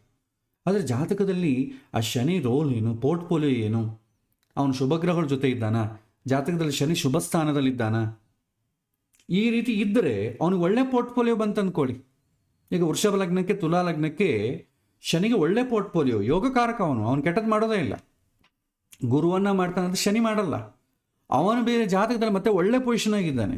ಅವನು ಶುಭಗ್ರಹಗಳ ಸಂಬಂಧ ಇದೆ ಅಂತಂದರೆ ಗೋಚಾರದಲ್ಲಿ ಅವನಿಗೆ ಕೆಟ್ಟದಾಗೋದಿಲ್ಲ. ಇನ್ನೊಂದೇನಂತಂದರೆ ಇವನಿಗೆ ಕೆಟ್ಟದಾಗೋದಿದ್ರೂ ಕೂಡ ಅದು ಇವನಿಗೆ ಅನುಕೂಲವೇ ಮಾಡಿಕೊಡ್ತದೆ. ಯಾವುದೋ ಒಂದು ತೊಂದರೆ ಆಯಿತು, ಅಲ್ಲಿಂದ ಅವನಿಗೆ ಟರ್ನಿಂಗ್ ಪಾಯಿಂಟ್, ನನ್ನ ಲೈನ್ ಇದೆಲ್ಲ ಭಗವಂತ ಎಚ್ಚರಿಸಿದಂಗೆ, ಒಂದು ಡಿವೈನ್ ಪ್ಲ್ಯಾನ್ ಅವನಿಗೆ ಗೊತ್ತಾದಂಗೆ ಆಗಿ ಮತ್ತೆ ಸರಿದಾರಿಗೆ ಬರ್ತಾನೆ. ಅಷ್ಟೇ ಹೊತ್ತು ಅವನಿಗೆ ತೊಂದರೆ ಆಗೋದಿಲ್ಲ, ಜೀವನಕ್ಕೆ ಅವನಿಗೆ ಏನು ತೊಂದರೆ ಇಲ್ಲ. ಹಾಗಾಗಿ ಇದನ್ನು ನೆನಪಿಟ್ಟುಕೊಳ್ಳಿ. ಯಾವಾಗೂ ಕೂಡ ಗೋಚಾರವನ್ನು ಡೈರೆಕ್ಟಾಗಿ ಪ್ರೆಡಿಕ್ಟ್ ಮಾಡಲಿಕ್ಕೆ ಹೋಗಬೇಡಿ. ಪಂಚಾಂಗಗಳಲ್ಲಿ ವಾರ ಫಲಗಳು ಇದೆಲ್ಲ ಕೂಡ ಡೈರೆಕ್ಟ್ ಪ್ರೆಡಿಕ್ಷನ್. ಅದು ಕೇವಲ ಮನಸ್ಸಮಾಧಾನಕ್ಕಷ್ಟೇ. ನಿಮಗೆ ಅದು ಎಷ್ಟು ಉಪಯೋಗ ಬರುತ್ತೆ ಅಂತ ನಮಗೆ ಗೊತ್ತಿಲ್ಲ, ಅದು ಹಾಕೋರು ಅದರಿಂದ ಅವ್ರಿಗೇನು ಆನಂದೋ ನಮಗೂ ಗೊತ್ತಿಲ್ಲ. ಸೊ ಎಲ್ಲಿಯೂ ಕೂಡ ಗೋಚಾರವನ್ನು ಡೈರೆಕ್ಟಾಗಿ ಪ್ರೆಡಿಕ್ಟ್ ಮಾಡಬೇಕು ಅಂತಂದು ಎಲ್ಲಿ ಪುಸ್ತಕದಲ್ಲಿ ಇಲ್ಲ. ದಶೆಯನ್ನು ಕೂಡ ಮೂರನ್ನು ಸೇರಿಸಿ ನಾವು ಹೇಳಬೇಕಾಗತ್ತೆ. ಜಾತಕದಲ್ಲಿ ಯೋಗ, ಆ ಯೋಗ ಯಾವಾಗ ಫಲ ಕೊಡುತ್ತೆ, ಆ ಯೋಗ ಫಲ ಕೊಡೋ ಕಾಲಕ್ಕೆ ವಾತಾವರಣ ಹೇಗಿದೆ ಅಂತ ಮುಖ್ಯ ಆಗಲಿ. ಯಾವುದೋ ಯಾಕೆ ಬೇಕು ನಮಗೆ, ಅವನು ಏನು ಪ್ರಶ್ನೆ ಕೇಳ್ತಾನೋ ಅದಕ್ಕೆ ಸಂಬಂಧಪಟ್ಟ ಗೋಚಾರ ಹೇಗಿದೆ ಅಂತ ನೋಡ್ತೇವೆ. ಕೆಲವಿನ ಬೀಜಗಳಿಗೆ ಕೆಲವಿಂದಕ್ಕೆ ಮಳೆ ಬೇಕು, ಕೆಲವಿಂದಕ್ಕೆ ಮಳೆ ಬೇಕಾಗಿಲ್ಲ. ಅದಕ್ಕೆ ಮಳೆ ಇಲ್ಲದ ಕಡೆ ಕೆಲವೊಂದು ಬೆಳೆಸ್ತಾರೆ, ಮಳೆ ಇರೋ ಕಡೆ ಭತ್ತ ಇಂಥದ್ದೆಲ್ಲ ಬೆಳೆಸ್ತಾರೆ. ಎಲ್ಲಿ ಮಳೆ ಬೇಕಾಗಿಲ್ಲವೋ ಅಲ್ಲಿ ಮಳೆ ಬಂದರೆ ಕಷ್ಟ, ಎಲ್ಲಿ ಮಳೆ ಬೇಕು ಅಲ್ಲಿ ಬರದೇ ಇದ್ದರೆ ಕಷ್ಟ. ಹಾಗಾಗಿ ಒಂದೊಂದು ವಿಷಯಕ್ಕೂ ಕೂಡ ಕೆಲವಿನ ಗ್ರಹಗಳು ಅನುಕೂಲ ಇರುತ್ತೆ, ಪ್ರತಿಕೂಲ ಇರುತ್ತೆ. ಈ ಸ್ಟೇಟ್ಮೆಂಟ್ ನೋಡಿ ನೀವು ಹೆದರ್ಕೋಬಾರ್ದು. ಇದು ಕಾಮನ್ ಆಗಿ ಸಹಜವಾಗಿ ಹೇಳ್ತಾರೆ. ಆದರೆ ವಿಷಯಕ್ಕೆ ಕೆಲವೊಂದು ಅನುಕೂಲ ಆಗ್ತದೆ, ಕೆಲವೊಂದು ಪ್ರತಿಕೂಲ ಆಗ್ತದೆ. ಹಾಗಾಗಿ ಇದನ್ನು ಸ್ವಲ್ಪ ನಾವು ಕಾಮನ್ ಸೆನ್ಸ್ ಉಪಯೋಗ ಮಾಡಬೇಕು. ಇದು ಹಿಂದಿನ ಕಾಲ ಏನು ಮಾಡ್ತಿದ್ರು, ಇದನ್ನೆಲ್ಲ ಕೂಡ ಬೈಹಾರ್ಟ್ ಮಾಡಿಬಿಡ್ತಿದ್ರು, ಬೈಹಾರ್ಟ್ ಮಾಡಿ ತಲೆಗೆ ಇಟ್ಕೊಳ್ತಿದ್ರು. ಇವತ್ತು ನಮಗೆ ಬೈಹಾರ್ಟ್ ಮಾಡೋ ಕೆಲಸ ಇಲ್ಲ. ಹಿಂದಿನ ಕಾಲದಲ್ಲಿ ಬುಕ್ಸ್ ಇಲ್ಲ, ಅವರು ಗುರುಗಳು ಬಾಯಿಂದ ಹೇಳಬೇಕು ಶ್ಲೋಕ, ಈ ಶ್ಲೋಕಗಳೇನಿದೆ ಈ ಶ್ಲೋಕವನ್ನು ಬಾಯ್ಪಾಠ ಮಾಡಿಬಿಡ್ತಿದ್ರು. ಯಾಕೆಂದರೆ ಬುಕ್ಸ್ ಇಲ್ಲ ಅವ್ರ ಹತ್ರ, ಮತ್ತು ಬರ್ಕೊಳ್ಳೋಕ್ಕಾಗಲಿ ಟೀಚ್ ಮಾಡೋಕ್ಕಾಗಲಿ ಬೋರ್ಡ್ ಗೀಡ್ ಏನಿಲ್ಲ. ಗುರುಗಳು ಹೇಳ್ತಾರೆ, ಡೈರೆಕ್ಟ್ ಅವ್ರು ಗ್ರಹಣ ಮಾಡಬೇಕು. ಅವ್ರ ಹತ್ರ ಇನ್ಸ್ಟ್ರೂಮೆಂಟ್ಸ್ ಇಲ್ಲ. ಇವತ್ತು ನಮ್ಮ ಹತ್ರ ಇನ್ಸ್ಟ್ರೂಮೆಂಟ್ಸ್ ಇದೆ, ಬುಕ್ ಇದೆ. ಆ ಬುಕ್ಕಲ್ಲಿ ಕೂಡ ನಾವು ಇದನ್ನು ಹುಡ್ಕೊಳ್ಳೋ ಕೆಲಸ ಇಲ್ಲ. ಇವತ್ತು ಎಲ್ಲರ ಹತ್ರ ಸ್ಮಾರ್ಟ್ಫೋನ್ ಇದೆ. ಆ ಸ್ಮಾರ್ಟ್ಫೋನಲ್ಲಿ ನೀವು ಆ ಗ್ರಹ ಡೇಟು ಹಾಕಿಬಿಟ್ರೆ ಆ ಡೇಟಲ್ಲಿ ಆ ಗ್ರಹ ಏನು ಸೂಚನೆ ಮಾಡುತ್ತೆ ಅಂತ ಬಂದುಬಿಡ್ತದೆ. ಹಾಗಾಗಿ ನೀವು ಬೈಹಾರ್ಟ್ ಮಾಡೋ ಕೆಲಸ ಇಲ್ಲ. ಅದೊಂದು ಸೌಲಭ್ಯ ಈಗಿನ ಕಾಲದಲ್ಲಿ. ಮಾನಸಿಕ ದೌರ್ಬಲ್ಯ ಇರೋದ್ರಿಂದ ಭಗವಂತ ಪಾಪ ಈ ರೀತಿ ವ್ಯವಸ್ಥೆ ಮಾಡಿದ್ದಾನೆ. ಹಿಂದೆ ಗೌತಮ ಮಹರ್ಷಿಗಳ ಶಾಪದಿಂದ ಬ್ರಾಹ್ಮಣರೆಲ್ಲ ಕೂಡ ಬುದ್ಧಿಹೀನರಾಗಲಿ ಅಂತ ಶಾಪ ಕೊಟ್ಟಾಗ ಅಷ್ಟಕ್ಕೆ ಮುಂಚೆ ಎಲ್ಲರೂ ಕೂಡ ಈ ಪುಸ್ತಕ ಏನಿಲ್ಲ, ತಲೆ ಮೇಲೆ ಕೈ ಇಟ್ಟರೆ ಬಂದ್ಬಿಡ್ತಾ ಇತ್ತು. ಅದಾದ ಮೇಲೆ ಮತ್ತೆ ವೇದವ್ಯಾಸರು ಬಂದು ವೇದ ವಿಭಾಗ ಮಾಡಿ ಪುಸ್ತಕಗಳು ಇಟ್ಕೊಂಡು ಓದ್ಕೊಳ್ರಪ್ಪ ಅಂತೇಳಿ ಆಗಿಂದ ಶುರು ಮಾಡಿದರು. ಒಂದೊಂದು ಕಾಲಕ್ಕೂ ಭಗವಂತ ಒಂದೊಂದು ವ್ಯವಸ್ಥೆ ಮಾಡ್ತಾನೆ. ಈಗ ನಾವು ಶ್ಲೋಕಗಳು ಬೈ ಹಾರ್ಟ್ ಮಾಡೋ ಕೆಲಸ ಇಲ್ಲ, ನಮ್ಮ ಕೈಯಲ್ಲಿ ಸ್ಮಾರ್ಟ್ಫೋನ್ ಕೊಟ್ಟಿದ್ದಾನೆ, ಅದನ್ನು ನೋಡಿ ನಾವು ಮಾಡ್ಕೊಳ್ಬೋದು. ನಿಮ್ಮಿದಕ್ಕೆ ಒಂದು ಆ್ಯಪನ್ನು ಮಾಡಿದ್ದೇನೆ. ಸೊ ವೈಶ್ವಾನರ.com ಯಥಾರೀತಿ ಹೋಗಿ ಆ್ಯಪ್ಸ್ ಅಂತ ಹೊಡಿರಿ. ಆ್ಯಪ್ಸಲ್ಲಿ ಕೆಳಗೆ ಜಾತಕ, ದಶೆ, ಗೋಚಾರ ಅಂತಿದೆಲ್ಲ ಇದು ಕೊಟ್ಟಿದ್ದೇನೆ. ಅದಾದಮೇಲೆ ಇದು ಡೈರೆಕ್ಟಾಗಿ ಸರ್ವರ್ ಬೇಸ್ಡ್ ಅಲ್ಲ, ನಾನು ಆ ಥರ ಹೋಸ್ಟ್ ಮಾಡಿಲ್ಲ. ಕೆಲವೇ ಓನ್ಲಿ ಸ್ಟ್ಯಾಟಿಕ್ ವೆಬ್ಸೈಟ್ ಇದು. ಅದರಲ್ಲಿ ಕ್ಯಾಲ್ಕುಲೇಷನ್ಸ್ ಅಂಥದ್ದೆಲ್ಲ ಏನು ಜಾಸ್ತಿ ಇರಲ್ಲ. ನಾವೇ ಕ್ಯಾಲ್ಕುಲೇಷನ್ಸನ್ನು ಫೀಡ್ ಮಾಡಬೇಕು. ಇಲ್ಲಿ ಕೆಳಗೆ ಡೇಟ್ಸು ಕೆಲವೊಂದು ಫೈಲ್ಸ್ ಕೊಟ್ಟಿದ್ದೇನೆ, ಪಂಚಾಂಗದ ಫೈಲ್ಸ್, ಯಾವ ಸಮಯದಲ್ಲಿ ಯಾವ ಗ್ರಹ ಎಲ್ಲಿದೆ ಅಂತ ಕೊಟ್ಟಿದ್ದೇನೆ. ಇದನ್ನು ಬೇಕಾದ್ರೆ ನೀವು ಯೂಸ್ ಮಾಡೋದು, ಅದನ್ನು ನಾನು ಹೇಳ್ತೇನೆ. ಫಸ್ಟು ಎಕ್ಸ್ಪ್ಲೈನ್ ಮಾಡ್ತೀನಿ. ಈ ಜಾತಕ, ದಶೆ, ಗೋಚಾರ ಇದೆಲ್ಲ ಅದನ್ನು ಕ್ಲಿಕ್ ಮಾಡ್ತೇನೆ. ನೀವು ದಶೆಯನ್ನು ಕೂಡ ಮೊನ್ನೆ ನೋಡಿದ್ವಿ. ಜಾತಕ ಅಂತಂಬೋದು ನಾವು ಇಲ್ಲಿ ಸೆಲೆಕ್ಟ್ ಮಾಡ್ಕೊಂಡ್ವಿ, ಯೋಗವನ್ನು ತಿಳಿತು. ದಶೆ ಅಂತಂಬೋದು ನಾವು ಮಾಡಿದಾಗ ಡೇಟು, ಅವ್ರ ಟೈಮು, ಲಗ್ನ ಇದೆಲ್ಲ ಕೊಟ್ಟರೆ ಆವಾಗ ಯಾವ ಗ್ರಹದ ದಶೆ ನಡೀತಾ ಇದೆ, ಅನುಕೂಲವ ಪ್ರತಿಕೂಲವ ಅಂತಂಬೋದು ನೋಡಿದ್ವಿ. ಮೂರನೇದು ಗೋಚಾರ. ಗೋಚಾರಕ್ಕೆ ಬನ್ನಿ. ಗೋಚಾರದಲ್ಲಿ ಪ್ರೆಸೆಂಟ್ ಟೈಮ್ ಇರುತ್ತೆ. ಈ ಕಡೆ ಬಟನ್ಸ್ ಇದೆಲ್ಲ, ಲೆಫ್ಟು ರೈಟು ನ್ಯಾವಿಗೇಟ್ ಮಾಡ್ಬೋದು. ಇಲ್ಲಿ ನ್ಯಾವಿಗೇಟು ಒಂದು ದಿನ ಮಾಡಬೇಕಾ, ಒಂದು ವೀಕ್ ಮಾಡಬೇಕಾ, ಒಂದು ಮಂತ್ ಮಾಡಬೇಕಾ ಅಂತಂಬೋದು ಸೂಚನೆ ಮಾಡ್ತದೆ. ಆಮೇಲೆ ಇದು ಸೆಲೆಕ್ಟ್ ಅಂತ ಇದೆಲ್ಲ, ಇದು ಜನ್ಮರಾಶಿ. ನಿಮ್ಮದು ಯಾವ ರಾಶಿ ಆಗಿದೆ ಅಂತ ಸೆಲೆಕ್ಟ್ ಮಾಡ್ಕೊಳ್ಬೇಕು. ಸಪೋಸ್ ಮೇಷರಾಶಿ ಸೆಲೆಕ್ಟ್ ಮಾಡಿದೆ, ಇದು ಆಟೋಮೆಟಿಕ್ಕಾಗಿ ಇಲ್ಲಿ ಬಂದ್ಬಿಡ್ತದೆ. ಇಲ್ಲಿ ಗೋಚಾರ ಫಲ ಅವತ್ತಿನ ದಿನ ಪಂಚಾಂಗ ಏನು 23/11/2025 ಇವತ್ತೇ ಶನಿವಾರ ಇದೆ. ಶನಿವಾರ ಹಿಂದೆ ತೋರಿಸ್ತಾ ಇದ್ದು ಇವತ್ತು ಭಾನುವಾರ ಅಲ್ವಾ, ಏನೋ ತಪ್ಪಾಗಿದೆ. ಓಕೆ, ಶುಕ್ಲ ತೃತೀಯ ತಿಥಿ ಕರೆಕ್ಟಾಗಿ ತೋರಿಸ್ತಾ ಇದೆ, ನಕ್ಷತ್ರ ಕರೆಕ್ಟಾಗಿ ತೋರಿಸ್ತಾ ಇದೆ. ಸಾರಿ, ಇದು ಸನ್ರೈಸಿಗೆ ತೋರಿಸ್ತಾ ಇದ್ದ ಕಾರಣ ಸೂರ್ಯೋದಯಕ್ಕೆ ಬೆಳಗ್ಗೆ ಶನಿವಾರನೇ ಇದೆ. ಅಂದರೆ ಇದು ವೆಸ್ಟರ್ನ್ ಡೇಟಾ ಆದ ಕಾರಣ ಬೆಳಗ್ಗೆ 5:15 ತೊಗೊಳ್ಳೋದು, 5:15 ಅಂದಾಗ ಶನಿವಾರ ತೋರಿಸುತ್ತೆ. ಓಕೆ, ಸೊ ಇದು ನಮಗೆ ಇಮ್ಮೆಟೀರಿಯಲ್, ಈಗ ಪಂಚಾಂಗದ ಬಗ್ಗೆ ನಮಗೆ ಬೇಕಿಲ್ಲ. ಈಗ ಇದಕ್ಕೆ ಬನ್ನಿ. ಸೊ ಮೇಷರಾಶಿಯವರಿಗೆ ಸೂರ್ಯ ಯಾವಾಗ ಎಲ್ಲಿದ್ದಾನೆ ಅಂತಂದರೆ 8 ಅಂತಿದೆ. ಜನ್ಮರಾಶಿಯಿಂದ 8ನೇ ಮನೆ ಅಂದರೆ ವೃಶ್ಚಿಕ ರಾಶಿಯಲ್ಲಿದ್ದಾನೆ. ಹಾಗಾಗಿ ಇದೇನು ಫಲ? ಇನಾಸ್ಪಿಷಿಯಸ್. 8ನೇ ಮನೆಗೆ ಒಳ್ಳೆಯದಲ್ಲ, ಯಾಕಂದರೆ 2, 3, 6, 10, 11 ಸ್ಥಾನಗಳೇ ಒಳ್ಳೆಯದು. ಆಮೇಲೆ ರೆಫರೆನ್ಸ್ ಇದೆ ನೋಡಿ, ಇಲ್ಲಿ ನಿಮಗೆ ಇಂಗ್ಲೀಷ್ ಅಂತ ಬೈ ಡಿಫಾಲ್ಟ್ ಇರ್ತದೆ. ನಿಮಗೆ ಇಲ್ಲಿ ಸಂಸ್ಕೃತ ಅಂತ ಇಟ್ಕೊಂಡ್ರೆ ಸ್ಯಾನ್ಸ್ಕ್ರಿಟ್ ಶ್ಲೋಕ ಬರುತ್ತೆ, ನೀವು ಕನ್ನಡ ಅಂತ ಇಟ್ಕೊಂಡ್ರೆ ಕನ್ನಡ ಬರುತ್ತೆ, ತೆಲುಗು ಇಟ್ಕೊಂಡ್ರೆ ತೆಲುಗು ಬರುತ್ತೆ, ನಿಮ್ಮ ಇಷ್ಟ. ಸೊ ಕನ್ನಡ ಅಂತ ಇರ್ತೀವಿ. ಸೂರ್ಯ 8ನೇ ಮನೆಗಿದ್ದಾನೆ. ಈಗ ಸದ್ಯಕ್ಕೆ ಏನಾಗ್ತದೆ? 8ನೇ ಭಾವದಲ್ಲಿ ಸೂರ್ಯನು ದೋಷಗಳು, ಶತ್ರುಗಳೊಂದಿಗೆ ವಾಗ್ವಿವಾದಗಳು, ಪ್ರಯಾಣದಲ್ಲಿ ತೊಂದರೆಗಳು ಮತ್ತು ದುಃಖದ ಸುದ್ದಿ ಮತ್ತು ಕೆಲವು ಮಿಶ್ರ ಸಂತೋಷವನ್ನು ನೀಡ್ತದೆ, ಹೀಗೆ ಹೇಳ್ತದೆ. ಚಂದ್ರ 9ನೇ ಮನೆಗಿದ್ದಾನೆ. ಆಲ್ಮೋಸ್ಟ್ ಅಲ್ಲಿ ನೋಡಿ ಎಷ್ಟು ಆಸ್ಪಿಷ್ಯಗಳಿದೆ, ಎಷ್ಟು ಇನಾಸ್ಪಿಷ್ಯ. ಇದರಿಂದನೇ ಹಿಡಿದು ನೀವು ಒಂದು ದೊಡ್ಡ ಗ್ರಂಥವನ್ನು, ಒಂದು ವ್ಯಾಸ ಬರಿಬೋದು, ಈ ರಾಶಿಯವರಿಗೆ ಹೇಗಿರುತ್ತೆ ಅಂತ. ಇದರ ಬೇಸ್ ಮೇಲೆ ಬರೀತಾರೆ.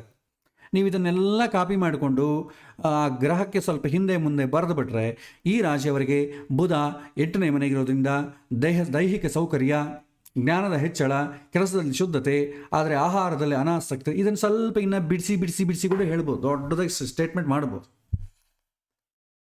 ಓಕೆ, ಸೊ ಈ ರೀತಿ ಪ್ರತಿಯೊಂದು ಗ್ರಹ ಕೂಡ ಒಂದು ರಾಶಿ, ಎಲ್ಲ ರಾಶಿಗಳಿಗೂ ಇದೆ. ನಿಮಗೆ ಮೇಷರಾಶಿ ಸೆಲೆಕ್ಟ್ ಮಾಡ್ಕೊಂಡಿದ್ದೀವಿ, ಸಿಂಹ ರಾಶಿ ಸೆಲೆಕ್ಟ್ ಮಾಡ್ಕೊಳ್ಳಿ.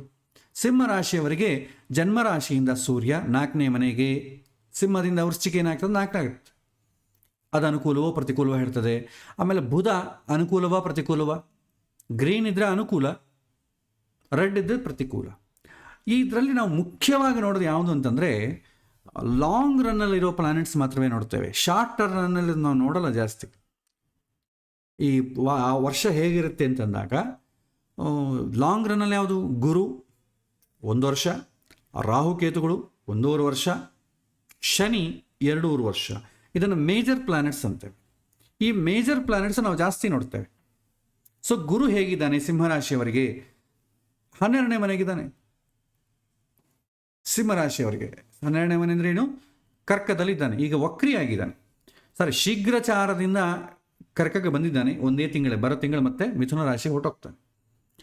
ಸ್ಥಾನ ನಷ್ಟ, ಆರ್ಥಿಕ ಹಾನಿ, ಜೀವನಕ್ಕೆ ಅಪಾಯ, ನಿರುಪಯುಕ್ತವಾದಂಥ ಪ್ರಯಾಣ ಮತ್ತು ದುಃಖವನ್ನು ಉಂಟು ಮಾಡ್ತದೆ. ಇದನ್ನು ನೋಡಿ ಹೆದರಬೇಡಿ, ಇದಕ್ಕಿನ್ನ ಇದೆ, ಆ್ಯಡ್ ಮಾಡಬೇಕಾದ ಬಹಳ ಇದೆ. ಶನಿ ನೋಡೋಣ. 8ನೇ ಮನೆಗಿದ್ದಾನೆ, ಅಷ್ಟಮ ಶನಿ ನಡೀತಾ ಇದೆ. ಅನಾರೋಗ್ಯ, ಪ್ರಯಾಣ, ಮಾನಸಿಕ ವೇದನೆ, ಸೌಕರ್ಯದ ನಷ್ಟ ಮತ್ತು ಅಕಾಲಿಕವಾದಂಥ ಮರಣದ ಭಯವನ್ನು ತರ್ತದೆ. ಇದನ್ನು ಓದ್ಬಿಟ್ರೆ ಹಾಗೆ ಹೆದರಿಕೆ ಆಗ್ಬಿಡ್ತದೆ. ನೆಕ್ಸ್ಟ್ ರಾಹು ಕೇತುಗಳು ನಿಮ್ಮ ಇಷ್ಟ. ರಾಹು ಹಾದಿ ತಪ್ಪಿಸೋನು, ಮನಸ್ಸನ್ನು ಹಾದಿ ತಪ್ಪಿಸ್ತಾನೆ. ಕೇತು ಬಂದು ರಿಯಲೈಸೇಷನ್ ಮಾಡ್ತಾನೆ. ಬಟ್ ಶನಿ ಗುರು ಓಕೆ, ಅಷ್ಟು ನೋಡಿಕೊಂಡ್ರೆ ಸಾಕು ನಮ್ಮ ಜೀವನದಲ್ಲಿ. ಮಿಗತಾದ್ದು ಏನಾಗುತ್ತೆ ಅಂದರೆ ಇದೆಲ್ಲ ತಿಂಗಳಿಗೊಮ್ಮೆ ಬದಲಾಗ್ತದೆ. ಚಂದ್ರ ಆದರೂ ಇನ್ನೂ ಫಾಸ್ಟಾಗಿ ಬದಲಾಗ್ತಾನೆ, 2.5 ದಿನಕ್ಕೆ ಒಂದ್ಸಲ ಬದಲಾಗ್ತಾನೆ. ಶುಕ್ರ, ಸೂರ್ಯ ಮತ್ತು ಬುಧ ಆಲ್ಮೋಸ್ಟ್ ಅರೌಂಡ್ 1 ಮಂತ್. ಇನ್ನು ಕುಜ 45 ಡೇಸಲ್ಲಿ ಬದಲಾಗ್ತಾನೆ. ಹಾಗಾಗಿ ದೊಡ್ಡ ಈ ವರ್ಷ ಚೆನ್ನಾಗಿಲ್ಲ ಅಂದರೆ ಈ ತಿಂಗಳು ಚೆನ್ನಾಗಿಲ್ಲ, ಬರೋ ತಿಂಗಳು ಚೆನ್ನಾಗಿದೆ ಅಂತ ಅರ್ಥ. ಹಾಗೂ ಅಡ್ಜಸ್ಟ್ ಮಾಡ್ಕೊಂಡು ಹೋಗ್ಬೋದು. ಸೊ ಈ ರೀತಿ ಈ ಗೋಚಾರವನ್ನು ನಾವು ನೋಡ್ಬೋದು. ಆಮೇಲೆ ಮತ್ತೆ ಇದು ಆ್ಯಪ್ಸಲ್ಲಿ ನೋಡಿ, ಇಲ್ಲಿ ಕೆಳಗೆ ಇನ್ನೊಂದು ಕೊಟ್ಟಿದ್ದೇನೆ. ಟೋಟಲ್ ಒಂದು ರಾಶಿಯ ಇದು ಓನ್ಲಿ ಅವತ್ತಿನ ದಿನದ್ದು ಮಾತ್ರವೇ ಬರ್ತದೆ. ಇದರಲ್ಲಿ ಆ ಡೇ ಹಾಕಿದರೆ ನಿಮಗೆ ತೋರಿಸ್ತೇನೆ ಇನ್ನೊಂದು ಸಲ. ಈ ಯಾವುದೋ ಒಂದು ಲ್ಯಾಂಗ್ವೇಜ್ ಇಟ್ಕೊಳ್ಳಿ, ಸೆಲೆಕ್ಟ್ ಮಿಥುನ, ಇದು ಬಂತಲ್ವಾ? ಇಲ್ಲಿ ಈ ಬಟನ್ ಪ್ರೆಸ್ ಮಾಡಿದರೆ ನೆಕ್ಸ್ಟ್ ಡೇ ಬದಲಾಗ್ತಾ ಹೋಗುತ್ತೆ. ಅದೇ ನೀವು 1 ವೀಕ್ ಅಂತ ಇಟ್ಕೊಂಡ್ರೆ ಒಂದು ವೀಕ್ಲಿ ಹೇಗಿದೆ ಅಂತ ಬದಲಾಗ್ತಾ ಹೋಗುತ್ತೆ. ಮಂತ್ ಇಟ್ಕೊಂಡ್ರೆ ಮಂತ್ ಬದಲಾಗ್ತದೆ. ಇಲ್ಲ ನೀವು ಸ್ಪೆಸಿಫಿಕ್ ಡೇಟ್ ಬೇಕು ಅಂತ ಅಂದ್ಕೊಳ್ರಿ, ಆ ಡೇಟ್ ಎಂಟರ್ ಮಾಡ್ಕೊಳ್ಳಿ. 18/03 2030 ಈ ರೀತಿ ಎಂಟರ್ ಮಾಡ್ಕೊಳ್ಳಿ. ಸೊ ಆ ಡೇಟ್ ಬರ್ತದೆ, ಸ್ಟೇಟಸ್ ಗೊತ್ತಾಗ್ತದೆ. ಇದು ಅವತ್ತಿನ ದಿನದ್ದು ಮಾತ್ರವೇ. ಹಾಗಲ್ಲ, ನನ್ನ ಇದಕ್ಕೆ ಟೋಟಲ್ ಟೇಬಲ್ ಬೇಕು ಅಂತಂದರೆ ಅದಕ್ಕೂ ಒಂದು ಆಪ್ಷನ್ ನಿಮಗೆ ಪ್ರೊವೈಡ್ ಮಾಡಿದ್ದೇನೆ.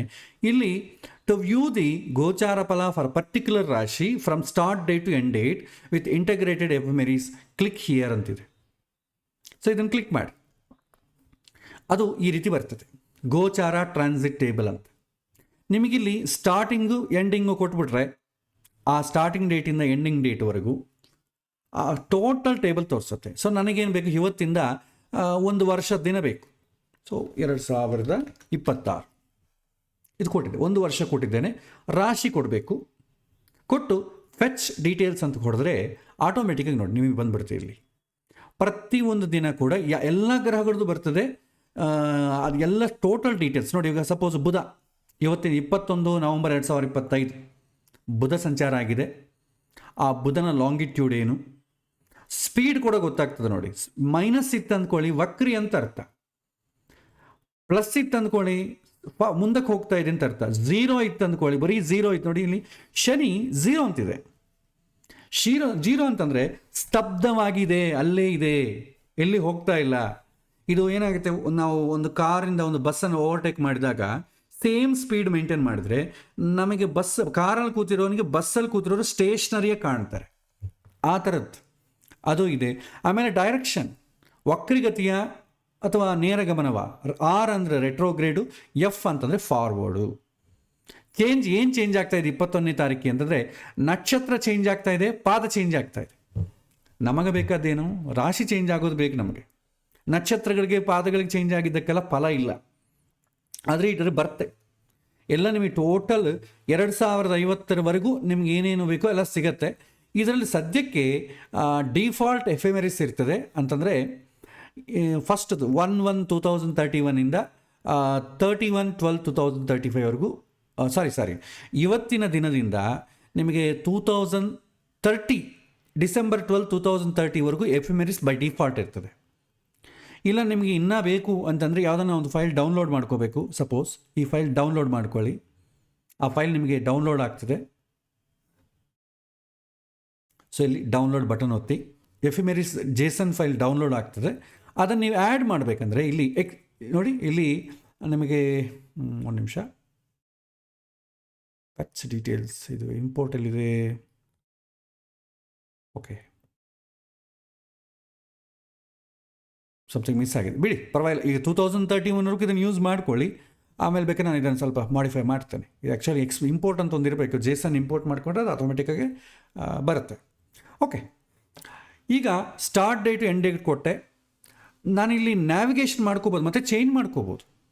ಇಲ್ಲಿ ನೋಡಿ, ನಕ್ಷತ್ರ ಪಾದ ಬದಲಾಗ್ತಾ ಇದೆ. ರಾಶಿ ಯಾವುದಾಗಿದೆ, ಆ ಗ್ರಹ ಬುಧ ವೃಶ್ಚಿಕ ರಾಶಿಯಲ್ಲಿದ್ದಾನೆ. ಯಾವ ನಕ್ಷತ್ರದ ಮೇಲಿದ್ದಾನೆ, ವಿಶಾಖ ನಕ್ಷತ್ರದಲ್ಲಿದ್ದಾನೆ. ಪಾದ ಬಂದು 4ನೇ ಪಾದದಲ್ಲಿದೆ. ರಿಸಲ್ಟ್ ಏನು, ಇನಾಸ್ಪಿಷಿಯಸ್. ಯಾಕೆಂದರೆ ವೃಶ್ಚಿಕ ರಾಶಿಯಲ್ಲಿ ಎಷ್ಟನೇ ಮನೆ ಆಗ್ತದೆ, ಜನ್ಮರಾಶಿಯಿಂದ ಇನಾಸ್ಪಿಷಿಯಸ್ ಆಗ್ತದೆ ಬುಧನಿಗೆ.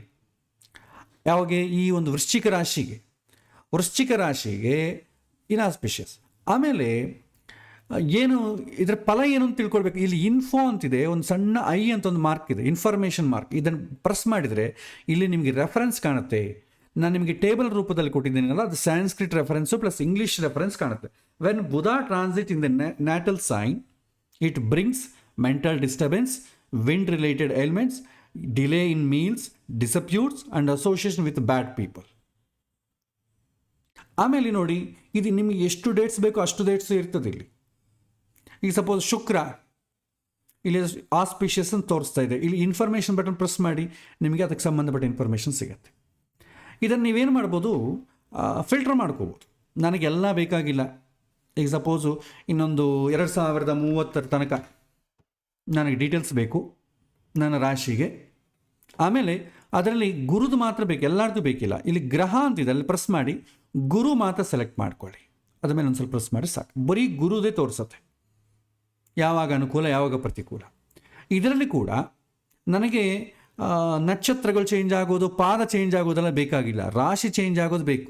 ಇಲ್ಲಿ ರಾಶಿ ಅಂತಿದೆಲ್ಲ ಪ್ರೆಸ್ ಮಾಡಿ, ರಾಶಿ ಅಲ್ಲ, ಚೇಂಜಸ್ ಅಂತಿದೆ, ಇಲ್ಲಿ ಪ್ರೆಸ್ ಮಾಡಿ. ಇಲ್ಲಿ ರಾಶಿ ಚೇಂಜ್ ಆಗಬೇಕು, ರಾಶಿ ಪಾದ ಚೇಂಜ್ ಆಗೋದು ಬೇಕು, ರಾಶಿ ನಕ್ಷತ್ರ ಚೇಂಜ್ ಆಗೋದು ಬೇಕು. ಈ ಎರಡನ್ನು ಮಾತ್ರ ಸೆಲೆಕ್ಟ್ ಮಾಡ್ಕೊಳ್ಳಿ, ಉಳಿದದ್ದು ಬಿಟ್ಬಿಡಿ. ಅವಾಗೇನಾಗುತ್ತೆ, ನಿಮಗೆ ರಾಶಿ ಬದಲಾಗೋದು ಮಾತ್ರ ತೋರಿಸುತ್ತೆ. ರಾಶಿ ನಕ್ಷತ್ರ ಪಾದ, ರಾಶಿ ಮೇನ್ ಬದಲಾಗಬೇಕು. ನೋಡಿ, ಗುರು ಡಿಸೆಂಬರ್ 6ನೇ ತಾರೀಕು ವಕ್ರಿ ಆಗ್ತಾನೆ. ಈಗ ಕರ್ಕ ರಾಶಿಯಲ್ಲಿದ್ದಾನಲ್ಲ, ವಕ್ರಿಯಾಗಿ ಮತ್ತೆ ಮಿಥುನ ರಾಶಿ ಬರ್ತಾನೆ. ಈ ರಾಶಿಯವರಿಗೆ ಏನಾಗುತ್ತೆ, ಈ ರಾಶಿಯವರಿಗೆ ಇನಾಸ್ಪಿಷಿಯಸ್. ಯಾಕಂದರೆ ವೃಶ್ಚಿಕ ರಾಶಿಯಿಂದ ಮಿಥುನ ಏನಾಗ್ತದೆ, 8ನೇ ಮನೆ ಆಗ್ತದೆ. ಈಗ ಸದ್ಯಕ್ಕೆ ಈ ಗುರು ಇಲ್ಲಿದ್ದಾರೆ, ಮಿಥುನ ರಾಶಿಯಲ್ಲಿದ್ದಾನೆ, ಪುನರ್ವಸು ನಕ್ಷತ್ರದಲ್ಲಿದ್ದಾನೆ, ಅದರ ಮೇಲೆ 3ನೇ ಪಾದದಲ್ಲಿದ್ದಾನೆ. ವೃಶ್ಚಿಕ ರಾಶಿಗೆ ಮಿಥುನ ಏನಾಗ್ತದೆ, 8 ಆಗ್ತದೆ. ಹಾಗಾಗಿ ಇನಾಸ್ಪಿಷಿಯಸ್ ಅಂತ ಬರುತ್ತೆ. ಇಲ್ಲಿ ಐ ಅಂತ ಪ್ರೆಸ್ ಮಾಡಿ. ಇಲ್ಲಿ ಏನಾಗುತ್ತೆ, in the 8th house Guru causes fear from thieves. Next ಇದೇ ಗುರು 2 ಜೂನ್ 2026 ಕರ್ಕ ರಾಶಿಗೆ ಮತ್ತೆ ಸಂಚಾರ ಮಾಡ್ತಾನೆ. ಸೇಮ್ ಪುನರ್ವಸು ನಕ್ಷತ್ರ 4ನೇ ಪಾದಕ್ಕೆ ಬರ್ತಾನೆ.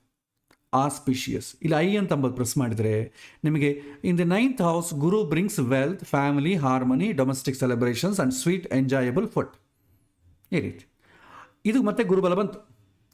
ಮತ್ತೆ ಏನಾಯಿತು, 31 ಅಕ್ಟೋಬರ್ 2026 ಗುರು ಮತ್ತೆ ಏನಾಯಿತು, ಯಾವ ರಾಶಿ ಬರ್ತಾನೆ, ಸಿಂಹ ರಾಶಿಗೆ. ಶೀಘ್ರ ಚಾರದಲ್ಲಿ ನೋಡಿ 0.12 ಅಂದರೆ ಸ್ಪೀಡ್ ಇದು, ಅಂದರೆ ತುಂಬ ಫಾಸ್ಟಾಗಿ ಹೋಗ್ತಾ ಇದ್ದಾನೆ ಅಂತ ಅರ್ಥ. ಈ ಶೀಘ್ರ ಚಾರದಲ್ಲಿ ಅವನು ಕರ್ಕದಿಂದ ಸಿಂಹ ಕೊಟ್ಟೋಗ್ತಾನೆ. ಏನು ಆವಾಗ ಮತ್ತೆ inauspicious. In the 10th house Guru causes loss of grains, confusion of mind, unless useless travel, fear and criticism. So ಇದು ನೋಡಿ, ಡೇಟ್ಸ್ ನೀವು ಕರೆಕ್ಟಾಗಿ ನೋಡ್ಕೋಬೇಕು. ಇಲ್ಲಿ ಶೀಘ್ರ ಚಾರದಲ್ಲಿ ಇವನೇನು ಮಾಡ್ತಾನೆ, ಸಿಂಹ ರಾಶಿಗೆ ಹೋಗಿ ಮತ್ತೆ 22 ಜಾನ್ವರಿ 2027 ವಕ್ರಿ ಆಗ್ತಾನೆ. ಹಿಂದಕ್ಕೆ ಪ್ರಯಾಣ ಮಾಡ್ತಾನೆ. ಹಿಂದಕ್ಕೆ ಪ್ರಯಾಣ ಮಾಡಿ ಮತ್ತೆ ಕರ್ಕ ರಾಶಿಗೆ ಬರ್ತಾನೆ. ಫಾರ್ವರ್ಡ್ ಸ್ಪೀಡಾಗಿ ಹೋಗಿ ಸಿಂಹ ರಾಶಿಗೆ ಹೋಗಿ ಮತ್ತೆ ರಿವರ್ಸು ಕರ್ಕ ರಾಶಿಗೆ ಬರ್ತಾನೆ. ನೋಡಿ, ಅಕ್ಟೋಬರ್ ಕೊನೆಗೆ ಆಲ್ಮೋಸ್ಟ್ ಆಲ್ ನವಂಬರ್, ಡಿಸೆಂಬರ್, ಜನವರಿ 3 ತಿಂಗಳು ಅವನು ವಕ್ರಗತಿಯಲ್ಲಿ ಇರ್ತಾನೆ, ಮತ್ತೆ ಬಂದ್ಬಿಡ್ತಾನೆ ಬ್ಯಾಕ್. ಹೀಗೆ ಗುರು ಯಾವ ರಾಶಿಯಲ್ಲಿದ್ದಾನೆ ಅಂತಂಬೋದು ನಿಮಗೆ ಡೀಟೇಲ್ಸ್ ಸಿಗತ್ತೆ. ಸಪೋಸ್ ನನಗೆ ಶನಿ ಬೇಕು, ಸೊ ಕ್ಲಿಯರ್ ಫಿಲ್ಟರ್ ಶನಿ ತಗೊಳ್ಳಿ. ಸೇಮ್ ಚೇಂಜಸ್ ರಾಶಿ ಆಮೇಲೆ ಪಾದ ಇಷ್ಟು ತಗೊಳ್ತೇನೆ. ನೋಡಿ, ಈಗ ಶನಿ ಯಾವಾಗ 3rd ಜೂನ್ 2027 ಶನಿ ಮೇಷರಾಶಿಗೆ ಬರ್ತಾನೆ. ವೃಶ್ಚಿಕ ರಾಶಿಯವ್ರಿಗೆ ಒಳ್ಳೆಯದು, ಯಾಕೆಂದರೆ 6ನೇ ಮನೆ ಆಗ್ತದೆ. ಆಮೇಲೆ 20 ಅಕ್ಟೋಬರ್ 2027 ವಕ್ರಿಯಾಗಿ ಮತ್ತೆ ಮೀನರಾಶಿಗೆ ಬರ್ತಾನೆ. ಮತ್ತು 24 ಫೆಬ್ರವರಿ 2028 ಮತ್ತೆ ಫಾರ್ವರ್ಡ್ ಆಗಿ ಮತ್ತೆ ಮೇಷರಾಶಿಗೆ ಬರ್ತಾನೆ. ಮತ್ತೆ ವೃಷಭ ರಾಶಿಗೆ ಹೋಗೋದು ಯಾವಾಗ, 9th ಆಗಸ್ಟ್ 2029. ನೋಡಿ, ಎಷ್ಟು ಲಾಂಗ್ ಪೀರಿಯಡ್. ಸೊ ಇದು ನಿಮಗೆ ಗೋಚಾರದ ಫಲವನ್ನು ತಿಳ್ಕೊಳ್ಳಿಕ್ಕೆ ಒಂದು ರೀತಿ ಹೆಲ್ಪ್ ಆಗ್ತದೆ. ಆದರೆ ಇದನ್ನು ಡೈರೆಕ್ಟಾಗಿ ಫಲವನ್ನು ನೋಡುವಂಥದ್ದು ಕರೆಕ್ಟ್ ಅಲ್ಲ. ಸೊ ಅದಕ್ಕೆ ಹೇಗೆ ಮಾಡಬೇಕು ಅಂತಂಬುದನ್ನು ನಾನು ನಿಮಗೆ ಹೇಳ್ಕೊಡ್ತೇನೆ. ಈಗ ಇದಕ್ಕೆ ಬರೋಣ. ಒಂದು ನಿಮಿಷ.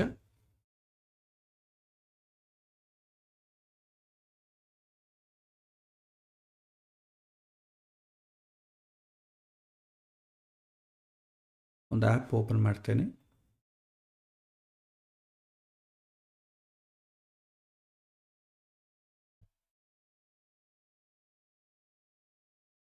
ಸೊ ಇದು ನಿಮಗೆ ಅರ್ಥ ಆಗಲಿಕ್ಕೋಸ್ಕರ ಒಂದು ಸಣ್ಣದು ಎಕ್ಸಾಂಪಲ್ ಮಾಡಿದ್ದೇನೆ. ಸೊ ಯಾವುದೋ ಒಂದು ಡೇಟ್ ಹಾಕ್ತೇನೆ, 23/02/1982. ಇದೊಂದು ವಿದ್ಯಾರ್ಥಿಯ ಜಾತಕ. 8:45 ಹುಟ್ಟಿದ್ದಾನೆ, ಬ್ಯಾಂಗ್ಳೂರು. ಇದು ಲಾಂಗಿಟ್ಯೂಡ್, ಲ್ಯಾಟಿಟ್ಯೂಡ್. ಇವತ್ತಿನ ದಿನ ಟ್ರಾನ್ಸಿಟಿವ್ ತಿಂದೇನಿದೆ ಅಂತ ಹಾಕಿದ್ದೇನೆ. ಇದು ಜಾತಕ, ಫಸ್ಟು ಜಾತಕದ ಡೀಟೇಲ್ಸ್ ತೋರಿಸುತ್ತೆ. ಜಾತಕದಲ್ಲಿ ನಾವೇನು ಮಾಡ್ತೇವೆ, ಯೋಗವನ್ನು ನೋಡ್ತೇವೆ. ಅವನೇನು ಪ್ರಶ್ನೆ ಕೇಳ್ತಾನೆ, ಉದ್ಯೋಗದ ಪ್ರಶ್ನೆ ಕೇಳಿದ ಅಂತ ಅಂದ್ಕೊಳ್ಳೋಣ. ಉದ್ಯೋಗಕ್ಕೆ ಸಂಬಂಧಪಟ್ಟದ್ದು ಯಾರು ಮೇನು, ಲಗ್ನ ಮೇಷ ಲಗ್ನ, ದಶಮಾಧಿಪತಿ ಮೇನ್. ದಶಮಾಧಿಪತಿಯಾದಂಥ ಇಲ್ಲಿ ಬರೆದಿದೆ ನೋಡಿ ಶನಿ. ದಶಮಾಧಿಪತಿಯಾದಂಥ ಕರ್ಮ ಲಾಭಾಧಿಪತಿ, ಕರ್ಮ ಅಂತಂದರೆ ದಶಮ. ದಶಮಾಧಿಪತಿಯಾದಂಥ ಶನಿ ರೋಗಸ್ಥಾನದಲ್ಲಿದ್ದಾನೆ, ಋಣ ರೋಗಸ್ಥಾನದಲ್ಲಿದ್ದಾನೆ. ಅದು ಮೈನಸ್. ಕುಜನ ಜೊತೆಗಿದ್ದಾನೆ ಮೈನಸ್. ಅದು ಮನೆ ಯಾರ್ದು? ನ್ಯೂಟ್ರಲ್, ಪಂಚದ ಮೈತ್ರಿ.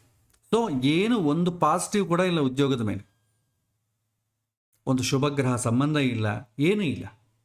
ಸೊ ಶನಿ ದಶಮಾತ್ ಯೋಗ ಹೇಗಿದೆ ಉದ್ಯೋಗ ವಿಚಾರದಲ್ಲಿ ಅಂತಂದರೆ, ಉದ್ಯೋಗ ವಿಚಾರದಲ್ಲಿ ಉದ್ಯೋಗಕ್ಕೆ ತೊಂದರೆ ಇದೆ. ಯಾಕೆಂದರೆ ದುಷ್ಟ ಸ್ಥಾನ, ಹಿಂದಿನ ಜನ್ಮದ ಪಾಪ ಸಂಬಂಧ ಬಂದಿರೋದ್ರಿ.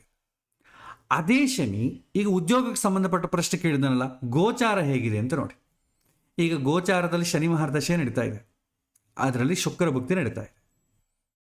ಸೊ ಶನಿ ಮಹಾರ್ದಶ ಉದ್ಯೋಗಕ್ಕೆ ಸಂಬಂಧಪಟ್ಟದ್ದೇ ನಡೀತಾ ಇದೆ, ಆದರೂ ಬಲಹೀನವಾಗಿದೆ. ಶುಕ್ರ ಭುಕ್ತಿ ನಡೀತಾ ಇದೆ. ಸೊ ಶುಕ್ರ ಏನಾಗ್ತಾನೆ ಈ ಜಾತಕಕ್ಕೆ? 2, 7 ಮನೆ ಅಧಿಪತಿ. ಸೊ ಕೇಂದ್ರ ಕೋಣ ಸ್ಥಾನಾಧಿಪತಿ. ಸೊ ಸ್ವಲ್ಪ ಉಪಶಮನವನ್ನು ಕೊಡುತ್ತೆ. ಆದರೂ ಯೋಗ ಕಡಿಮೆ ಇರೋದರಿಂದ ಹೆಚ್ಚಿನ ಅವಕಾಶ ಬರುವುದಿಲ್ಲ. ಈಗ ಅವನಿಗೆ ವಾತಾವರಣ ಹೇಗಿದೆ? ಗೋಚಾರಕ್ಕೆ ಬನ್ನಿ. ಗೋಚಾರಕ್ಕೆ ಬಂದರೆ ಇಲ್ಲಿ ನೋಡಿ, ನಾವು ಹೇಗೆ ಅದನ್ನು ನೋಡಬೇಕಂದ್ರೆ, ಶನಿಯನ್ನೇ ತಗೋಬೇಕು, ಬೇರೆ ಯಾವ ಗ್ರಹಗಳನ್ನ ತಗೋಬಾರ್ದು. ಸೊ ನಾನೇನು ಮಾಡ್ತೇನೆ, ಲ್ಯಾಂಗ್ವೇಜು ಕನ್ನಡ ಇಡ್ತೇನೆ. ಕನ್ನಡ. ಕರ್ಮಸ್ಥಾನಾಧಿಪತಿಯಾದಂಥ ಶನಿ ಜಾತಕದಲ್ಲಿ ಬಲಹೀನವಾಗಿದ್ದಾನೆ. ಗೋಚಾರದಲ್ಲಿ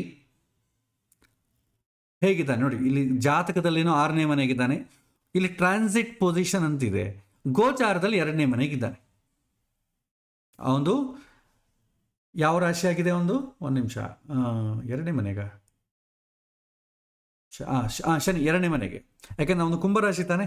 ಕುಂಭರಾಶಿಗೆ ಶನಿ ಬಂದು ಈಗ ಎಲ್ಲಿದ್ದಾನೆ? ಮೀನ ರಾಶಿಯಲ್ಲಿದ್ದಾನೆ. ಸೊ ಜನ್ಮ ರಾಶಿಯಿಂದ 2ನೇ ಮನೆಗಿದ್ದಾನೆ.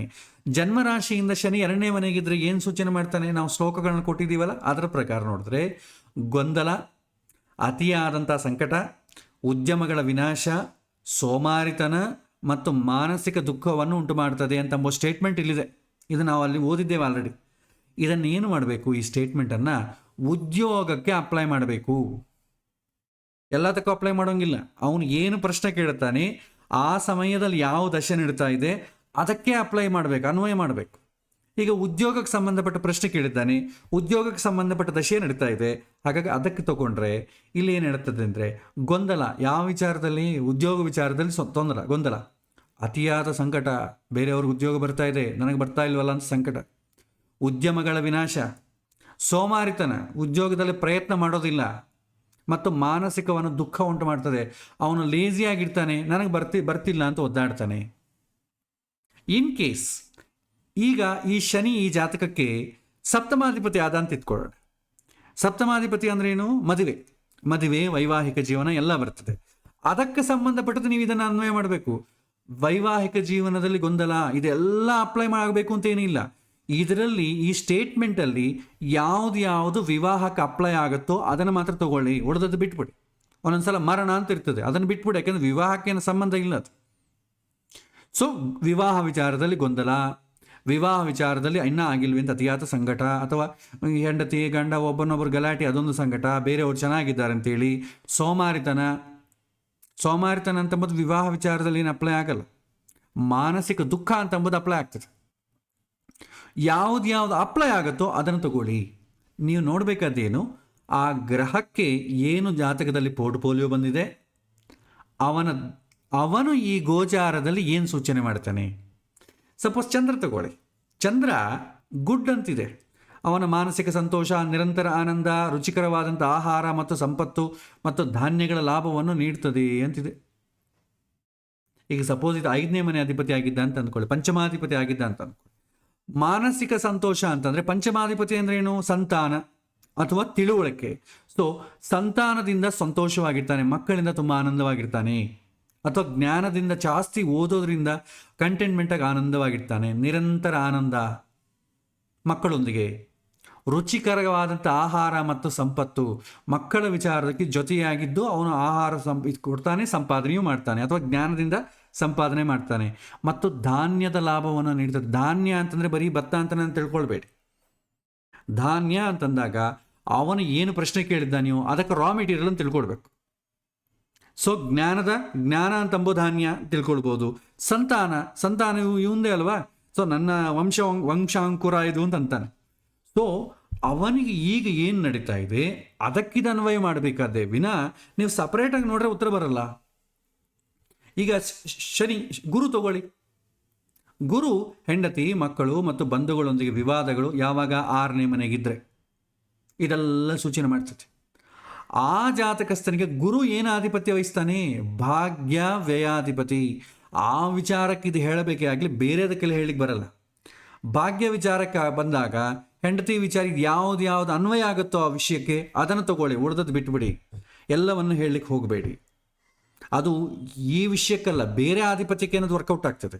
ಬಟ್ ಎಲ್ಲದಕ್ಕೂ ಕಾಮನ್ ಆಗಿ ಸಂಸ್ಕ್ರಿಟ್ ಸ್ಟೇಟ್ಮೆಂಟ್ಸ್ ಕೊಡ್ತಾರೆ. ಆದರೆ ನೀವು ಆ ಗ್ರಹಕ್ಕೆ ಆ ವಿಷಯಕ್ಕೆ ಯಾವುದು ಅನ್ವಯ ಆಗಬೇಕು ಅದು ಹೇಳಬೇಕು. ಬೇರೆ ವಿಷಯಗಳಿಗೆ ಅನ್ವಯ ಆಗ್ತದೆ, ಅದು ಈಗ ಆಪರೇಟ್ ಆಗದೇ ಇರ್ಬೋದು. ದಶೆಯಲ್ಲಿ ಆಪರೇಟ್ ಆಗಿಲ್ಲ ಅಂತಂದರೆ ಗೋಚಾರದಲ್ಲಿ ಸೂಚನೆ ಮಾಡಿದ್ರು ಕೂಡ ಅದೇನೋ ಅವನಿಗೆ ಅನ್ವಯ ಆಗಲ್ಲ. ದಶೆಯೇನೋ ಒಳ್ಳೆ ದಶೆ ನಡೀತಾ ಇದೆ, ಗೋಚಾರದಲ್ಲೇನೋ ಕೆಟ್ಟ ಸೂಚನೆ ಮಾಡ್ತಾ ಇದೆ ಅಂತಂದರೆ ಅದರಲ್ಲಿ ಯಾವುದು ಅನ್ವಯ ಆಗುತ್ತೋ ಅಷ್ಟೇ ತಗೊಳ್ಬೇಕು, ಬೇರೆ ತಗೊಳ್ಳಿಕ್ಕೆ ಬರೋದಿಲ್ಲ. ಎಲ್ಲ ತಗೊಂಡ್ರೆ ಏನಾಗ್ತದೆ? ಕನ್ಫ್ಯೂಷನ್ ಆಗ್ತದೆ, ಅವನಿಗೆ ನಡೆಯೋದೇ ಇಲ್ಲ. ಸೊ ಇಲ್ಲಿ ಸೂತ್ರ ಹೇಗೆ ಅಂದರೆ ಸಿಂಪಲ್. ಜಾತಕದಲ್ಲಿ ಆ ಗ್ರಹಕ್ಕೆ ಯಾವ ಪೋರ್ಟ್ಫೋಲಿಯೋ ಬಂದಿದೆ, ಯೋಗ ಎಷ್ಟಿದೆ, ಈಗ ನಡೀತಾ ಇರೋ ದಶೆ ಯಾವುದಿದೆಯೋ ಅದೇ ಅವನಿಗೆ ಅನುಭವಕ್ಕೆ ಬರ್ತದೆ. ಸೊ ದಶೆ ಯಾವುದು ನಡೀತಾ ಇದೆ, ಯಾವ ದಶೆ ನಡೀತಾ ಇದೆಯೋ ಆ ಗ್ರಹ ಗೋಚಾರದಲ್ಲಿ ಹೇಗಿದ್ದಾನೆ ಅಷ್ಟೇ ನೋಡಬೇಕು, ಬೇರೆದು ನೋಡಲಿಕ್ಕೆ ಹೋಗಬೇಡಿ. ನೋಡಿದ್ರೆ ಏನಾಗ್ತದೆ, ನಿಮಗೆ ನೋಡ್ತೀರಾ ಬಟ್ ಒಟ್ಟು ಕೂಡ್ಸೋಕ್ಕಾಗಲ್ಲ. ಅವನಿಗೆ ಈಗ ನಡೆಯತ್ಯಾ ಮುಂದೆ ನಡೆಯತ್ಯಾ ಯಾವಾಗ ನಡೆಯುತ್ತೆ ಹೇಳಲಿಕ್ಕಾಗಲ್ಲ. ಹೇಳಬೇಕಂದ್ರೆ ದಶೆ ಅನ್ವಯ ಆಗಬೇಕು. ಅದಕ್ಕೆ ಜಾತಕ ದಶೆ ಗೋಚಾರ 3 ಅನ್ವಯ ಮಾಡಬೇಕು. ಅದಕ್ಕೆ ನಿಮ್ಮ ರಾಶಿಗೆ ಯಾವ ಗ್ರಹ ಎಲ್ಲಿದೆ ಅಂತ ಸೂಚನೆ ಮಾಡಿ ಏನು ಹೆದರಬೇಕಾಗಿಲ್ಲ. ಯಾಕಂದರೆ ಅದು ಈಗ ಆಪರೇಟ್ ಆಗದೇ ಇರ್ಬೋದು. ಯಾಕೆ? ದಶೆ ಯಾವುದು ಆಪರೇಟ್ ಆಗ್ತಾ ಇದೆಯೋ ಅದಕ್ಕೆ ಸಂಬಂಧಪಟ್ಟದ್ದೇ ಗೋಚಾರದಲ್ಲಿ ಆಪರೇಟ್ ಆಗ್ತದೆ. ಸೊ ಹಾಗಾಗಿ ಹೆದರೋ ಕೆಲಸ ಇಲ್ಲ. ಸೊ ಇಷ್ಟು ನಾನು ಹೇಳಲಿಕ್ಕೆ ಬಯಸ್ತೇನೆ. ಇದನ್ನು ಇನ್ನು ಈ ಪಾಠ ಮುಗಿದಿಲ್ಲ. ಇನ್ನು ಇದಕ್ಕೆ ವೇದಾಂತ ಎಂಬ ಒಂದು ಕಾನ್ಸೆಪ್ಟ್ ಇದೆ. ಅಬ್ಸ್ಟ್ರಕ್ಷನ್ಸ್ ಅಂದರೆ ಒಂದೊಂದು ಸಾರಿ ಕೆಟ್ಟ ಫಲ ಕೊಟ್ಟರೂ ಕೂಡ ಅದನ್ನು ತಡೆಯುವಂಥ ಕಾನ್ಸೆಪ್ಟ್ಸ್ ಇರ್ತವೆ. ಬೇರೆ ಗ್ರಹಗಳು ಆ ಕೊಡುವಂಥ ಕೆಟ್ಟ ಫಲವನ್ನು ತಡಿತವೆ, ಇಲ್ಲ ಒಳ್ಳೆಯ ಫಲ ಕೊಟ್ಟರು ಕೂಡ ಬೇರೆ ಅಂಥ ಗ್ರಹಗಳು ತಡಿತವೆ. ಅದನ್ನು ವೇದ ಅಂತೇವೆ, ಅಬ್ಸ್ಟ್ರಕ್ಷನ್ ಅಂತೇವೆ. ಅದನ್ನು ನೋಡಬೇಕಾಗ್ತದೆ. ಇದನ್ನು ನೋಡಿ ನೀವು ಸಿಂಪಲಾಗಿ ಹೇಳಬೇಕಾದ್ರೆ ಜಾತಕದಲ್ಲಿ ಯಾವ ಗ್ರಹ ಇದೆ ಅದಕ್ಕೆ ಅನುಗುಣವಾಗಿ ಗೋಚಾರ ಫಲವನ್ನು ನೋಡಬೇಕೇ ಆಗಲಿ, ಸಪರೇಟಾಗಿ ನೋಡಲಿಕ್ಕೆ ಹೋಗಬೇಡಿ. ಗುರು ಜಾತಕದಲ್ಲಿ ಪೋರ್ಟ್ಫೋಲಿಯೋ ನೋಡಬೇಕು. ಅವನು ಏನು ಸೂಚನೆ ಮಾಡ್ತಾನೋ ಅದನ್ನೇ ಗೋಚಾರದಲ್ಲಿ ಕೊಡ್ತಾನೆ ಆಗಲಿ, ಹೊಸ ವಿಷಯಗಳನ್ನು ಕೊಡಲ್ಲ. ಅವಾಗ ಏನಾಯಿತು, ಈ ಗೋಚಾರ ಅವ್ರಿಗೆ ಯೂನಿಕ್ ಆಗೋಯಿತು. ಒಬ್ಬರಿಗೊಬ್ರಿಗೆ ಸಂಬಂಧ ಇಲ್ಲ. ಇಲ್ಲಾಗ ಒಂದೇ ಮನೆಗೆ 2 ಮೀನರಾಶಿಯವರಿದ್ದರೂ ಕೂಡ ಆ ಮೀನರಾಶಿಗೆ ಬರೋ ಫಲ ಬೇರೆ, ಈ ಮೀನರಾಶಿ ಅವನಿಗೆ ಬರೋ ಫಲ ಬೇರೆ.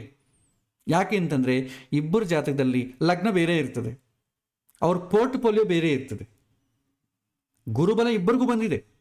ಒಬ್ಬನಿಗೇನೋ ಗುರು ಸಪ್ತಮಾಧಿಪತಿ ಆಗಿದ್ದಾನೆ, ಇನ್ನೊಬ್ಬನಿಗೇನೋ ಗುರು ಷಷ್ಠಾಧಿಪತಿ ಆಗಿದ್ದಾನೆ. ಒಬ್ಬನಿಗೆ ರೋಗ ಉಂಟು ಮಾಡ್ತಾನೆ, ಇನ್ನೊಬ್ಬನಿಗೆ ವಿವಾಹಕ್ಕೆ ಸಂಬಂಧಪಟ್ಟದ್ದು ಬಿಸ್ನೆಸ್ಸನ್ನು ಉಂಟು ಮಾಡ್ತಾನೆ. ಹಾಗಾಗಿ ಈ ಸ್ಟೇಟ್ಮೆಂಟ್ ಏನಾಗ್ತದೆ, ತಪ್ಪಾಗ್ಬಿಡ್ತದೆ. ಒಬ್ಬೊಬ್ಬನಿಗೂ ಒಂದೊಂದು ರೀತಿಯ ಹೇಳಬೇಕಾಗ್ತದೆ. ಸೊ ಹಾಗಾಗಿ ಗೋಚಾರ ಫಲವನ್ನು ಹೇಳೋ ಕಾಲಕ್ಕೆ ಮಾತ್ರ ಜಾತಕದಲ್ಲಿರುವ ಆಧಿಪತ್ಯ ಅದನ್ನು ಹಿಡ್ಕೊಂಡೇ ನೀವು ಗೋಚಾರ ಫಲವನ್ನು ಊಹಿಸಬೇಕು. ಸದ್ಯಕ್ಕೆ ಇದು ಬರುತ್ತಾ ಇಲ್ಲ, ಇದು ಅನುಭವಕ್ಕೆ ಬರುತ್ತಾ ಇಲ್ಲ ಅಂತಂದರೆ ಯಾವ ದಶೆ ನಡೀತಾ ಇದೆಯೋ ಅದಕ್ಕೆ ಸಂಬಂಧಪಟ್ಟ ಗೋಚಾರವೇ ನಿಮಗೆ ಅನುಕೂಲ ಆಗ್ತದೆ.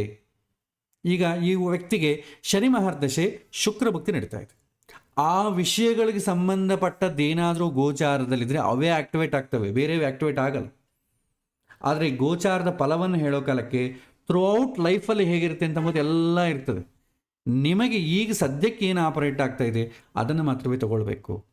ಸೊ ಇದು ಸ್ವಲ್ಪ ಹೇಳೋ ಉದ್ದೇಶ ಇದನ್ನು ಮತ್ತಿಷ್ಟು ವಿಸ್ತಾರವಾಗಿ ಒಂದು ಎಕ್ಸಾಂಪಲೊಂದಿಗೆ ಜಾತಕ ದಶೆ ಗೋಚಾರ 3 ಕೂಡ ಒಂದು ಸಲ ಎಕ್ಸಾಂಪಲ್ಸ್ ಮಾಡೋಣ, ಆವಾಗ ನಿಮಗೆ ಕ್ಲಾರಿಟಿ ಬರುತ್ತೆ.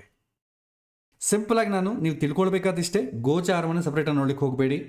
ಅದು ನೋಡಿದ್ರೂ ಕೂಡ ನಿಮಗೆ ಫಲ ಅನ್ವಯ ಆಗೋದಿಲ್ಲ. ಜಾತಕದಲ್ಲಿ ಗ್ರಹ ಪೋರ್ಟ್ಫೋಲಿಯೋ ಮೇಲೆಯೇ ಗೋಚಾರ ಅನ್ವಯ ಆಗ್ತದೆ.